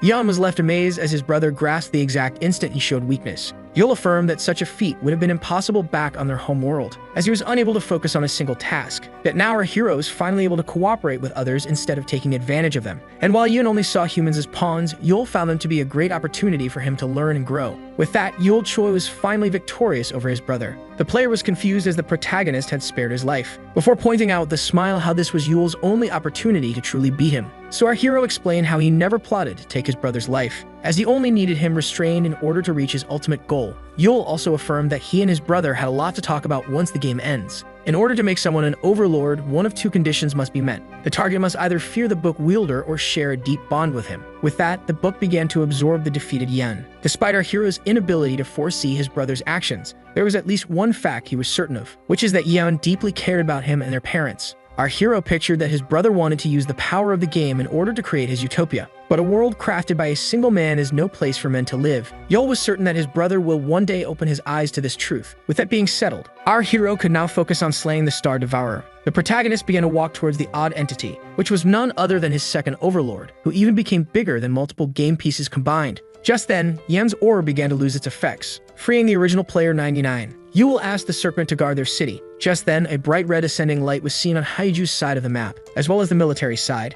and police force battlefield. With Yen gone, the masked soldiers began to regain their true selves. The bright red light could be seen from anywhere in the city. As it made its way towards the gate, Jack asked Yul if he was aware of what's beyond the gate, but our hero denied it as Krishna had never set foot there, making the protagonist speculate that their action was the first of a kind to occur in this game. With that, our hero plunged into the gate, only to be met by complete darkness. Yul then used a light spell, only to find a horrifying zombie in front of him. But luckily, an invisible wall separated the disgusted hero from the nasty creature. Yul then confirmed Jack's doubts, explaining that all these worlds were a part of the Star Devourer. The Goblin Swordmaster pointed out how these zombies look human, and despite Yul confirming it, he affirmed that something was odd. Just then, a massive explosion occurred on the zombies' side. The creatures fighting the zombies affirmed that they had themselves to blame for this infinite horde. The talking beasts began to regret using humans as test subjects for their new drugs. And while Yul realized that humans weren't the dominant species in this world, Jack couldn't resist the creatures' adorable appearances. With that, our hero realized that these worlds were being used by the Star Devourer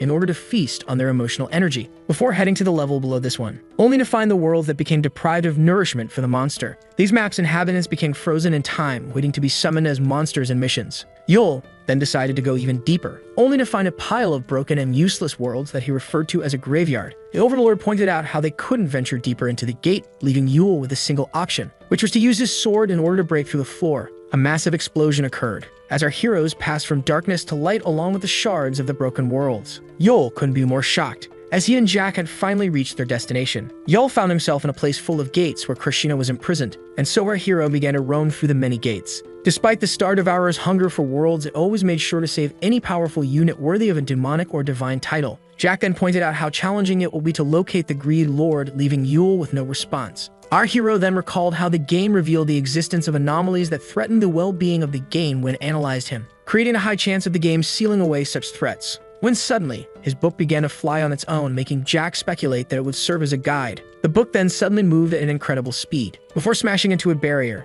Yul was shocked to see the book forming cracks in reality, while Jack was worried about the noise that would surely unveil their presence. Just then, our hero felt something, before dodging many slashes at the last moment. As he kept on dodging, our hero was left shocked, as many non-playable characters appeared in order to take them out. Yul Choi had a gut feeling that their task wouldn't be easy, as Jack tried to warn him about their opponents being strong, which the protagonist was already aware of, seeing how each non-playable character could copy his stats and attributes. But according to Yul, this wouldn't be enough to take him down. The book kept on ramming itself into the cracks, as the NPCs charged our hero all at once, resulting in a great flash of light. Yul Choi realized that he was racing against the clock as the game would try to stop him. The Spear Maiden and the Thief were shocked, as our hero realized that his home, which was now surrounded by various cities, was at risk. Many cities received the order to defeat Game Piece number 8 as it tried to destroy their beloved game. The blonde girl affirmed to the Dragon Champion that they should expect some people to be willing to embrace the game. The commander was left baffled as his forces detected 42 enemy cities approaching with a manpower of 5 million. City number 8 found itself the target of 10 city eaters and 15 players. To the inspector's shock, his partner found this attack to be a good sign, as the game clearly ignored its own rules in order to take them down. Dusek realized that the game had no other choice, as Krishna prepared himself for his grand return. Yul easily tore through the enemy forces, stabbing and kicking every NPC in his way. Just then, the book created a path, which our hero immediately noticed, before immediately charging in. And with that, our hero entered the said space. The NPCs were unable to trespass, leaving them all broken and powerless. Meanwhile, the Spear Maiden warned the enemy forces that she would charge at them if they trespassed, but the girl was only met with blades aimed at her face as a response. The Spear Maiden easily countered the upcoming projectiles, making her realize that it was pointless for them to reason with the game. The soldiers stated that they should defend from their city instead of fighting all units alone. With that, the shield had been raised, covering and protecting the entire city. The mob boss ordered the immediate retreat, but the Greek statues charged at city number 8 as it tried to regain Earth back. With that, Zhang and his battalion charged forward in order to shield the retreating troops. And with that, a new battle began. The lieutenant asked his opponent about the game's intel on them, to which he replied by describing them as people who aimed to destroy the game and regain their planet.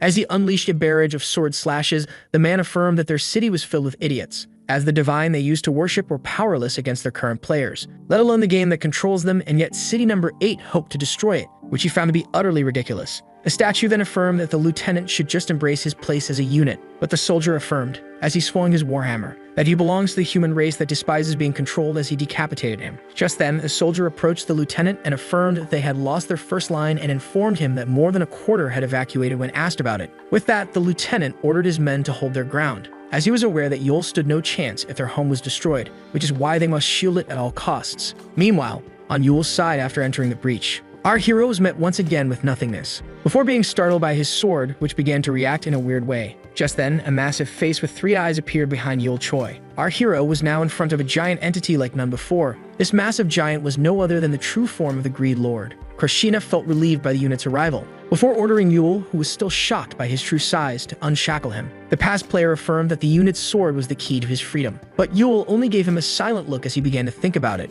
The protagonist wanted to know about the Greed Lord's past and real motives before destroying his seal. Krishna was intrigued by the young man's reaction to an unpleasant response, so our hero explained that he would terminate him along with the game. This angered the Greed Lord, who was certain that Yule couldn't accomplish anything without him, but our hero affirmed that he only arrived here by doing the impossible. With that, the two of them were left to face each other. Meanwhile, on the Spear Maiden's side, Haiju unleashed a powerful attack, thinking of how they could take on the enemy forces despite their great numbers. But this wasn't the major issue, as the Golden Hand and Great Serpent were unable to fight all hostile entities by themselves. Just then, a player decided to use his cards, before finally choosing one. This card was the legendary Durfreishut's Magic Bullet that targets the enemy's strongest pawn with an undodgeable shot. But just then, this player found himself being slashed in half, as a gigantic sword appeared on the battlefield. Just then, a hand broke through the void and grabbed the blade, marking the arrival of the Greed Lord. This intrigued the girl, as their player was supposed to help Yule Choi against the Star Ear. With that, 3 entities stood united against numerous foes. Just then, Krishna began to recall Yule's question, as the players prepared themselves to attack. He began to think of how he wanted to regain what was stolen from him as he quickly began to move his sword. With that, all opposing players were destroyed in the blink of an eye, as Krishna was only here to fight for his freedom. Long ago, the Star Devourer shattered Krishna's homeworld and turned him into the man he now is,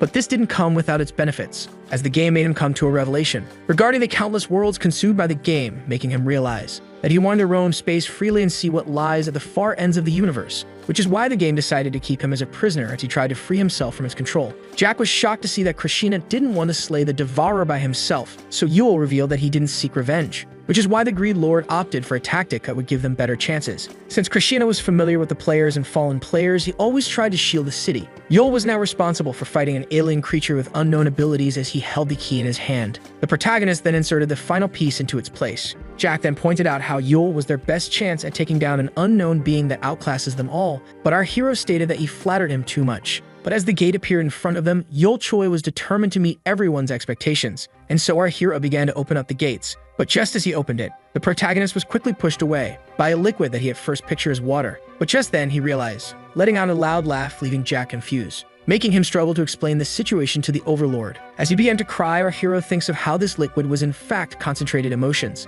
As an angry expression drew itself on its face, Yule Choi deduced that the Star Devourer lives on emotions. Emotions so concentrated they became a liquid with a physical form, but just as he began to think about their consumer, a giant entity barged through the cheek gates, with a face as though overwhelmed by anger. Our hero realized that this immense monster was the true form of the game. The creature was covered in eyes. Yule was shocked by the monster's true form, as it looked like a whale or a certain type of micro-creature. The hero quickly realized that he couldn't perceive the beast as passive-aggressive or even alive at all, as despite seeing, Yule felt like he was staring into the void, when suddenly an intense sensation overwhelmed the young man, as the emotional pool made him lose control over his emotions once again. Jack asked him to get his feelings under control, which the protagonist found to be quite challenging. Yule understood that he must act in order to prevent himself from fading into this pool of emotions. With that, Jack was left shocked, as our hero figured out the solution. The creature was then quickly attacked. Yule, now in his astral form, explained how feelings were originated from the brain, which is why our hero decided to detach himself from his brain and flesh in order to keep a hold of himself. The protagonist then felt intrigued by the Overlord's confused expression after inhabiting his body.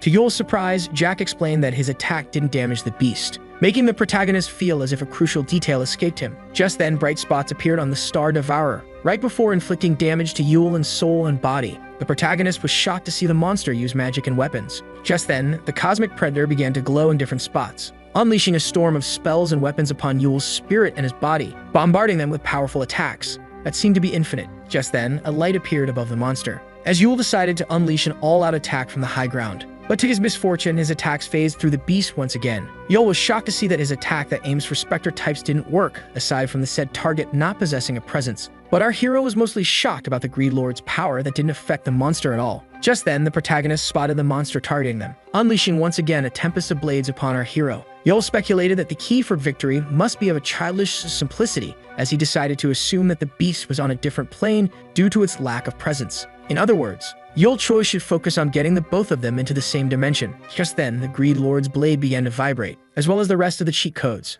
including the one used as support for City Number 8, making Haiju speculate that this was an earthquake as all began to tremble. Krishna then felt alarmed as it was his first time witnessing the cheat key acting so oddly. Back to Yule Choi and Jack's fight, our heroes tried to unleash a powerful attack, only for it to phase through the emotion feaster once again. With that, Yule and Jack would have used every single attack within the game to kill it, only to fail miserably as the beast readied another attack. Just then, Yule noticed that his sword was reacting to the beast's light. Before being bombarded once again by a storm of spells and weapons, the young man then informed the old goblin, who struggled to defend them, that he had a plan in mind. Yule survived this wave of swords because of his shield. The beast was about to unleash yet another attack, but Jack stood ready with the sword of Krishna. The blade began to react oddly, just like last time, confirming Yule's suspicion about the cheat key reacting to the game's light. But since this was just a theory, our hero decided to put this to the test. Yule Choi seemed baffled, as he found himself in a completely different place, before snapping back to reality, leaving our hero completely shocked by what he just witnessed. Just then, a great explosion occurred,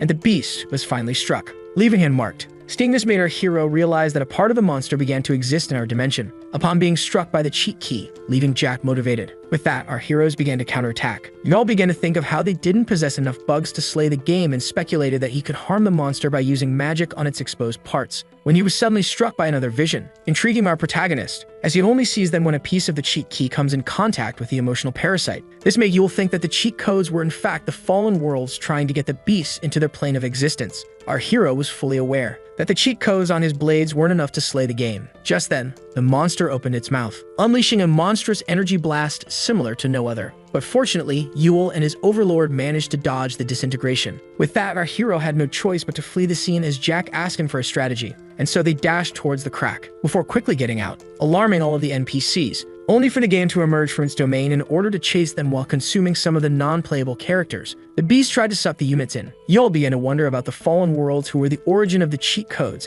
as they had recently decided to assist him with their power. But the truth was in fact crystal clear, as the worlds had been showcasing their patience for someone to finally reach the core of the game in order for them to get their revenge. With that, countless cheat keys began to rain down from the sky, all targeting the cosmic whale, slowly bringing him into this dimension. With that, Yule Choi confirmed Jack's suspicions, as they were now facing the true form of the Star Devourer. Yule Choi then noticed the cheat codes acting oddly, and was then left shocked as he and Jack were now in their original forms. The protagonist felt great strength within his body. As he regained his flesh, Jack agreed with the young man, who pointed out that this new power far surpasses Berserk. With that, a great blue light appeared in the sky, and from behind the dust appeared Yule Choi and Jack the Sword Master. Yule reminded Jack that despite their current ability to harm the beast, it still outclasses them, which Jack agreed with, and as he charged ahead, affirmed that this disadvantage was the true pleasing challenge. The cosmic whale unleashed a tempest of blades in our hero's direction, but the goblin swordsman dodged and parried every weapon before trying to strike the beast. Yet as his blades casually bounced off the game, Jack found himself getting knocked away after hitting an immovable object. Yule Choi speculated that the feeling consumer will keep renewing his strength as long as he roams the emotion pool,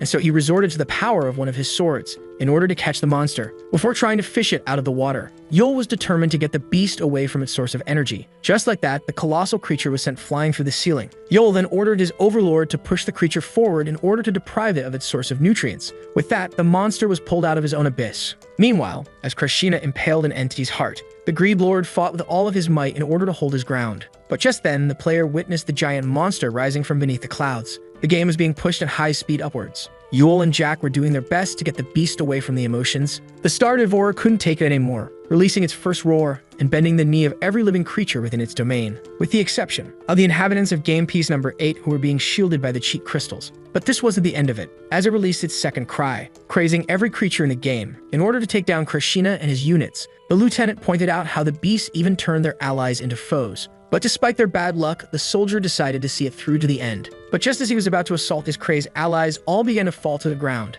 leaving the man completely shocked. This sudden collective pass-out even confused the great monster, So Yul Choi explained to the Star Devourer how the plan was never to mindlessly kill him, as he needed to take his powers for himself in order to restore their lost planet. Seeing how the cheat codes could bend the rules of the game, Yul directly connected his blade to the beast in order to access its status window. The protagonist then revealed that he and City Number 8 spent 3 centuries in the abandoned world in order to craft a tool that could hack into the game. This item that can currently only affect units would soon be able to command players after gaining enough power. With that, the whale charged at the 2 units, leaving them alerted. Jack and Yul tried their best to block the monster's massive body, and just as Yul began to think that he reached the end of his path, a fierce blue blast struck the Star Devourer. Yul was left confused, only to find the Spear Maiden and Lieutenant flying to his rescue. Hiju affirmed that they should fall back, which Yul Choi agreed with. Before using the emergency escape code, the protagonist wanted to know how the both of them got out of the city, so Hiju explained how the Greed Lord lent them his power, which confused him, as Krishna supposedly gave him his entire supply of cheat crystals,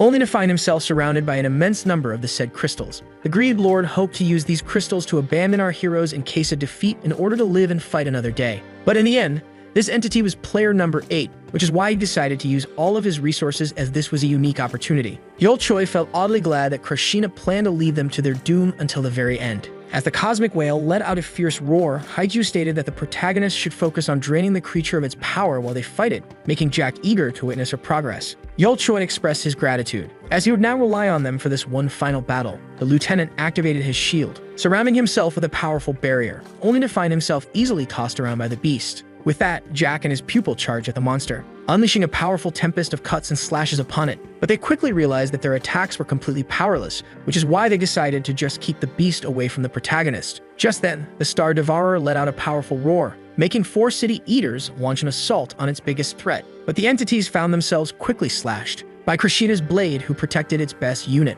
With that, both book owner and book wielder realized that the game couldn't be directly controlled, as their tool only allowed them to manipulate it through the system. With the deities and demons being unleashed, the Cardinal ordered the citizens to keep their composure and slay the entities one at a time, in order to shield their home from harm. With that, all charge ahead, in order to take on the fierce monsters ahead. The Great Serpent Krishna, along with the 2 inspectors, did their best to fight off the attacking players, while Jack and Heiju tried their best to distract the strongest creature as the Greed Lord tried to resort to his crystals, as the cheat sword welled deep inside the monster. Yul was trying his best to put an end to it all, as City Number 8 found itself covered in flames and tainted by the pile of corpses of the units. The sword was almost out of cheat keys. Yul, who was close to his goal, realized that his resources weren't enough, as Krishna was out of cheat crystals. All tried their best to hurt the monster, but just then, the last cheat crystal was fully consumed, before Yul Choi could put an end to the beast, making the Greed Lord speculate that his last move resulted in a failure. But despite all odds, our hero decided to embrace hope, as he planned to use the energy siphoned from the beast to restore their home world. When suddenly the protagonist found himself in front of the cosmic predator. Before being swallowed whole to everyone's horror, Yul realized that the Star Devourer had devoured him, and that he would be fully digested once his cheat energy ran out. In the face of the end, Yul Choi decided to strike the monster from inside one last time, when suddenly a voice coming from the book affirmed that this would be his most illogical decision yet. Just then, a hand emerged from the book summoning various items, before explaining that when objects of different worlds collide inside the game with high enough energy, an error is born. Yet after analyzing the collision, one could use the correct formula to select the correct item set with the exact speed and energy. Just like that, Yeon revealed the secret to create a cheat crystal. This amazed the young man, who speculated that his brother used these errors to free himself from the book before asking him if he was trying to battle him. Yet the player only responded with silence, before setting up the control panel for his brother. Yul was confused, as his brother, who ignored him and kept on explaining, was trying to assist him in his quest. Yeon then affirmed that by colliding more than half of the existing items, they would be able to get enough small crystals, but Yul affirmed that they couldn't gather the said items. But his brother reassured him, as he already had the solution. Yeon, who was in possession of the starter dice, explained that they could manipulate its algorithm to reach their goal, as it held every item present in the game. This made Yul realize that his brother, who surpassed him within the game, didn't even receive a starter pack, leaving him speechless. Yeon, who would rather embrace the game, affirmed that this was the hero's decision to make, making his brother even more confused about this sudden assistance. Yeon explained that the reason behind it was his defeat against Yul. Jack Jong and Heiju found themselves with broken weapons against the Star Eater. Yeon didn't want to lose time inside the game, as he was still able to build his utopia, as the game was only a quicker way to reach this goal. The player was about to finish off the policeman, but just as the inspector tried to shield his partner by blocking the giant blade, he was left utterly shocked, as they were now both in a completely different place. And while the first assumed it to be a trap, the second had his doubts. With that, Duzik used his umbrella to gain altitude. The sight left him speechless, as they had returned to their original home world. All were shocked as the status windows ceased to exist and phones began to function once again. All felt relieved while the lieutenant was left unsure if this was part of Yule's great tactic. Keiju pointed out that neither the protagonist nor Jack were anywhere to be seen. As the planet was being put back in place, Yule thanked Yan for his help, leaving only one task ahead, as our hero was backed up by his brother along with his two overlords and the Greed Lord. He will now try to put an end to the Star Devourer once and for all. Krishna advised all to be cautious as Jack explained how injured beasts tend to be violent. With that, the monster prepared itself to launch a powerful attack. All stood on their guard and ready for the blast. But to their surprise, the game became stone-cracked. Yule couldn't believe his eyes, as two small star devourers appeared as the children of the great creature. The two newborns then began to channel their energy. All expected a devastating attack to occur. The hero couldn't be more shocked as their assault wasn't meant to harm him and his allies. With that, a great flash of light occurred. Just like that, our heroes were left with a giant empty egg, leaving Krishna shocked, as the creature used all of its energy to get its children away from harm. Yul Choi began to think in silence of how the energy that they took had disappeared, speculating that the Star Devourer met his death by using his remaining forces in order to get its offspring to safety. Yan suspected the late monster to use its children as a way for revenge, but Yul quickly brushed it off as it was only trying to protect its descendants, making the young genius recall his late parents, who sacrificed themselves for his sake. According to the protagonist, the past events weren't a tale of good and evil, but simply the story of Earth, which managed to escape from the claws of a natural predator. With that, our heroes stated that they should return to their world. Since every piece of the game had been put back to its place after changing inside the game, our heroes must quickly act in hope of preserving order. But Yul Choi reassured them all, as he already had a plan. According to the New Earth News, 2 years had passed since the chaotic game was brought to an end by Yul Choi and his allies of City Number 8, who were now immortalized in the Wall of Heroes. The reporter explained that City 8 was renamed Acetal, which the past unit confirmed, affirming that the game reinvented the borders that separated cities and countries around core cities, with Acetal being the most important of them all. The reporter then pointed out how some despised the heroes for their victory, which the man confirmed, referring to them as the outcasts of paradise that mistook the game for a utopia. This group believed that people could be reincarnated within the game, but the said reincarnation is but a code within the game, making these people ultimately deprived of life. Yet some didn't care about this detail, as the arguments were expected to last longer. With that, the duo decided to see what the other heroes of City Number 8 were doing. Meanwhile, in the first felony division of the solar system, the man expressed his annoyance with the outcasts of paradise as they were only getting more and more out of hand. Despite relating to their pain, Kim Chol was well aware that the path of violence wasn't the real answer. As the man turned into a dragon, he proposed to proceed. With that, the police descended upon the riot. The Black Bear of Storms, Lunsuk Seo, threatened to attack any individual that didn't comply. At the same time, the tallest building in the city, the one on the other side of the call, affirmed to the chairman that they were now transporting 16 legendary equipment with the lady's approval. Upon hearing this, the chairman felt relieved and wished the man a safe return. With that, the man began to think of how the lady was still in her prime and how he couldn't fathom the fact that she declined his offer. Seeing how no one could rival his offer, as he was Dusuk Choi, also known as the Golden Hand and the chairman of the biggest corporation in the solar system, named Homik, under the blue sky. Keiju was shocked to learn that the lady had declined the chairman's offer. Jayu affirmed that she would rather work alone, making the worried spear maiden express her gratitude towards her and her assistants despite her choice. But the past thief reassured her friend, as she was none other than the Divine Eye, Jiyu Kang, an elite item evaluator. The evaluator then asked the lady about her whereabouts.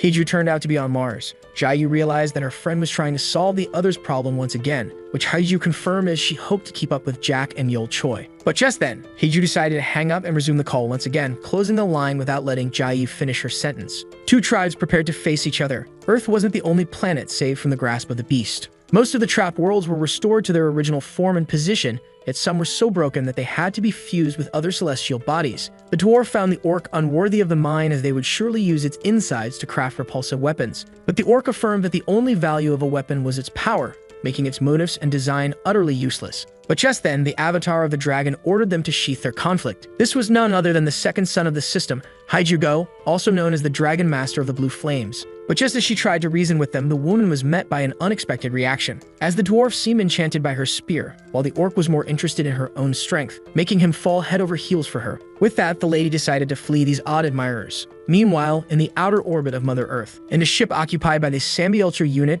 an outer space special response unit of the Intersolar System Forces, the White Comet Chief Commander Jaeon explained to the men that they should be careful, as they were charged with escorting elves to their new shelter outside of the solar system. With that, the interdimensional warp began. At the same time, on the moon with the Choi brothers and the Greed Lord, Yule wanted to know if the entity would be going away. Krishna affirmed that despite his love for this universe, he sought a greater goal, as he wanted to see what existed beyond the Star Eater in order to observe the universal ecosystem. But Yule still couldn't understand his urge to leave, seeing how they had liberated numerous universes. But the entity affirmed that it wanted to explore the unknown, before pointing out the possibility that there might exist a creature that preys on the almighty game while regaining his true size, making Yule beg him to stop with the scary theories. Krishna affirmed once again that he was driven by his thirst for knowledge. With that, Yule had no room to argue, yet one major issue remained, as his own brother Yan chose to leave with the Greed Lord instead of staying with him. Yan then asked his brother if he was able to protect himself from him as he tried to prey on his land, but Yule assured his brother that he misunderstood his concern. Yan explained that family meant the world to him and how Yule wasted his chance to bring their parents back to life. The protagonist revealed that he tried to revive all who fell in the game, yet he was powerless to do so. The genius revealed that this was the reason for his departure, confusing his brother. Yan explained that if a creature mightier than the Star Devourer existed, he would aim to use its power to revive his father and mother. Pigul was then left completely amazed as he tried to explain how their parents had already reached the afterlife. But Yan affirmed that all hope wasn't lost as he saved their data into this orb before the end of the game, before asking his brother to patiently wait for him as he would surely return with their gear parents. The past player proposed to play once again against each other for dominance over the universe, before disappearing into the portal along with the Greed Lord. This made Yule fear that he released a far greater danger than a celestial consumer into the galaxy. Jack then pointed out how the protagonist will have many matters to occupy him, which our hero agreed with, before affirming that their approach was still the same, as they still had to create preparations, refine their techniques, while sharing intel and items. While evolving together, our heroes shall see another day. Even if a threat greater than the game existed, our heroes will surely live on. At the same time, the current events were being watched, along with many others by entities bigger than the game. According to the system, the humanoid creatures had enough material to craft the seed. With that began the seed's crafting. Just like that, a seed of creation had been created that allowed one to create new life in the selected galaxy. With that, the entity was left with a choice similar to the Divine's actions.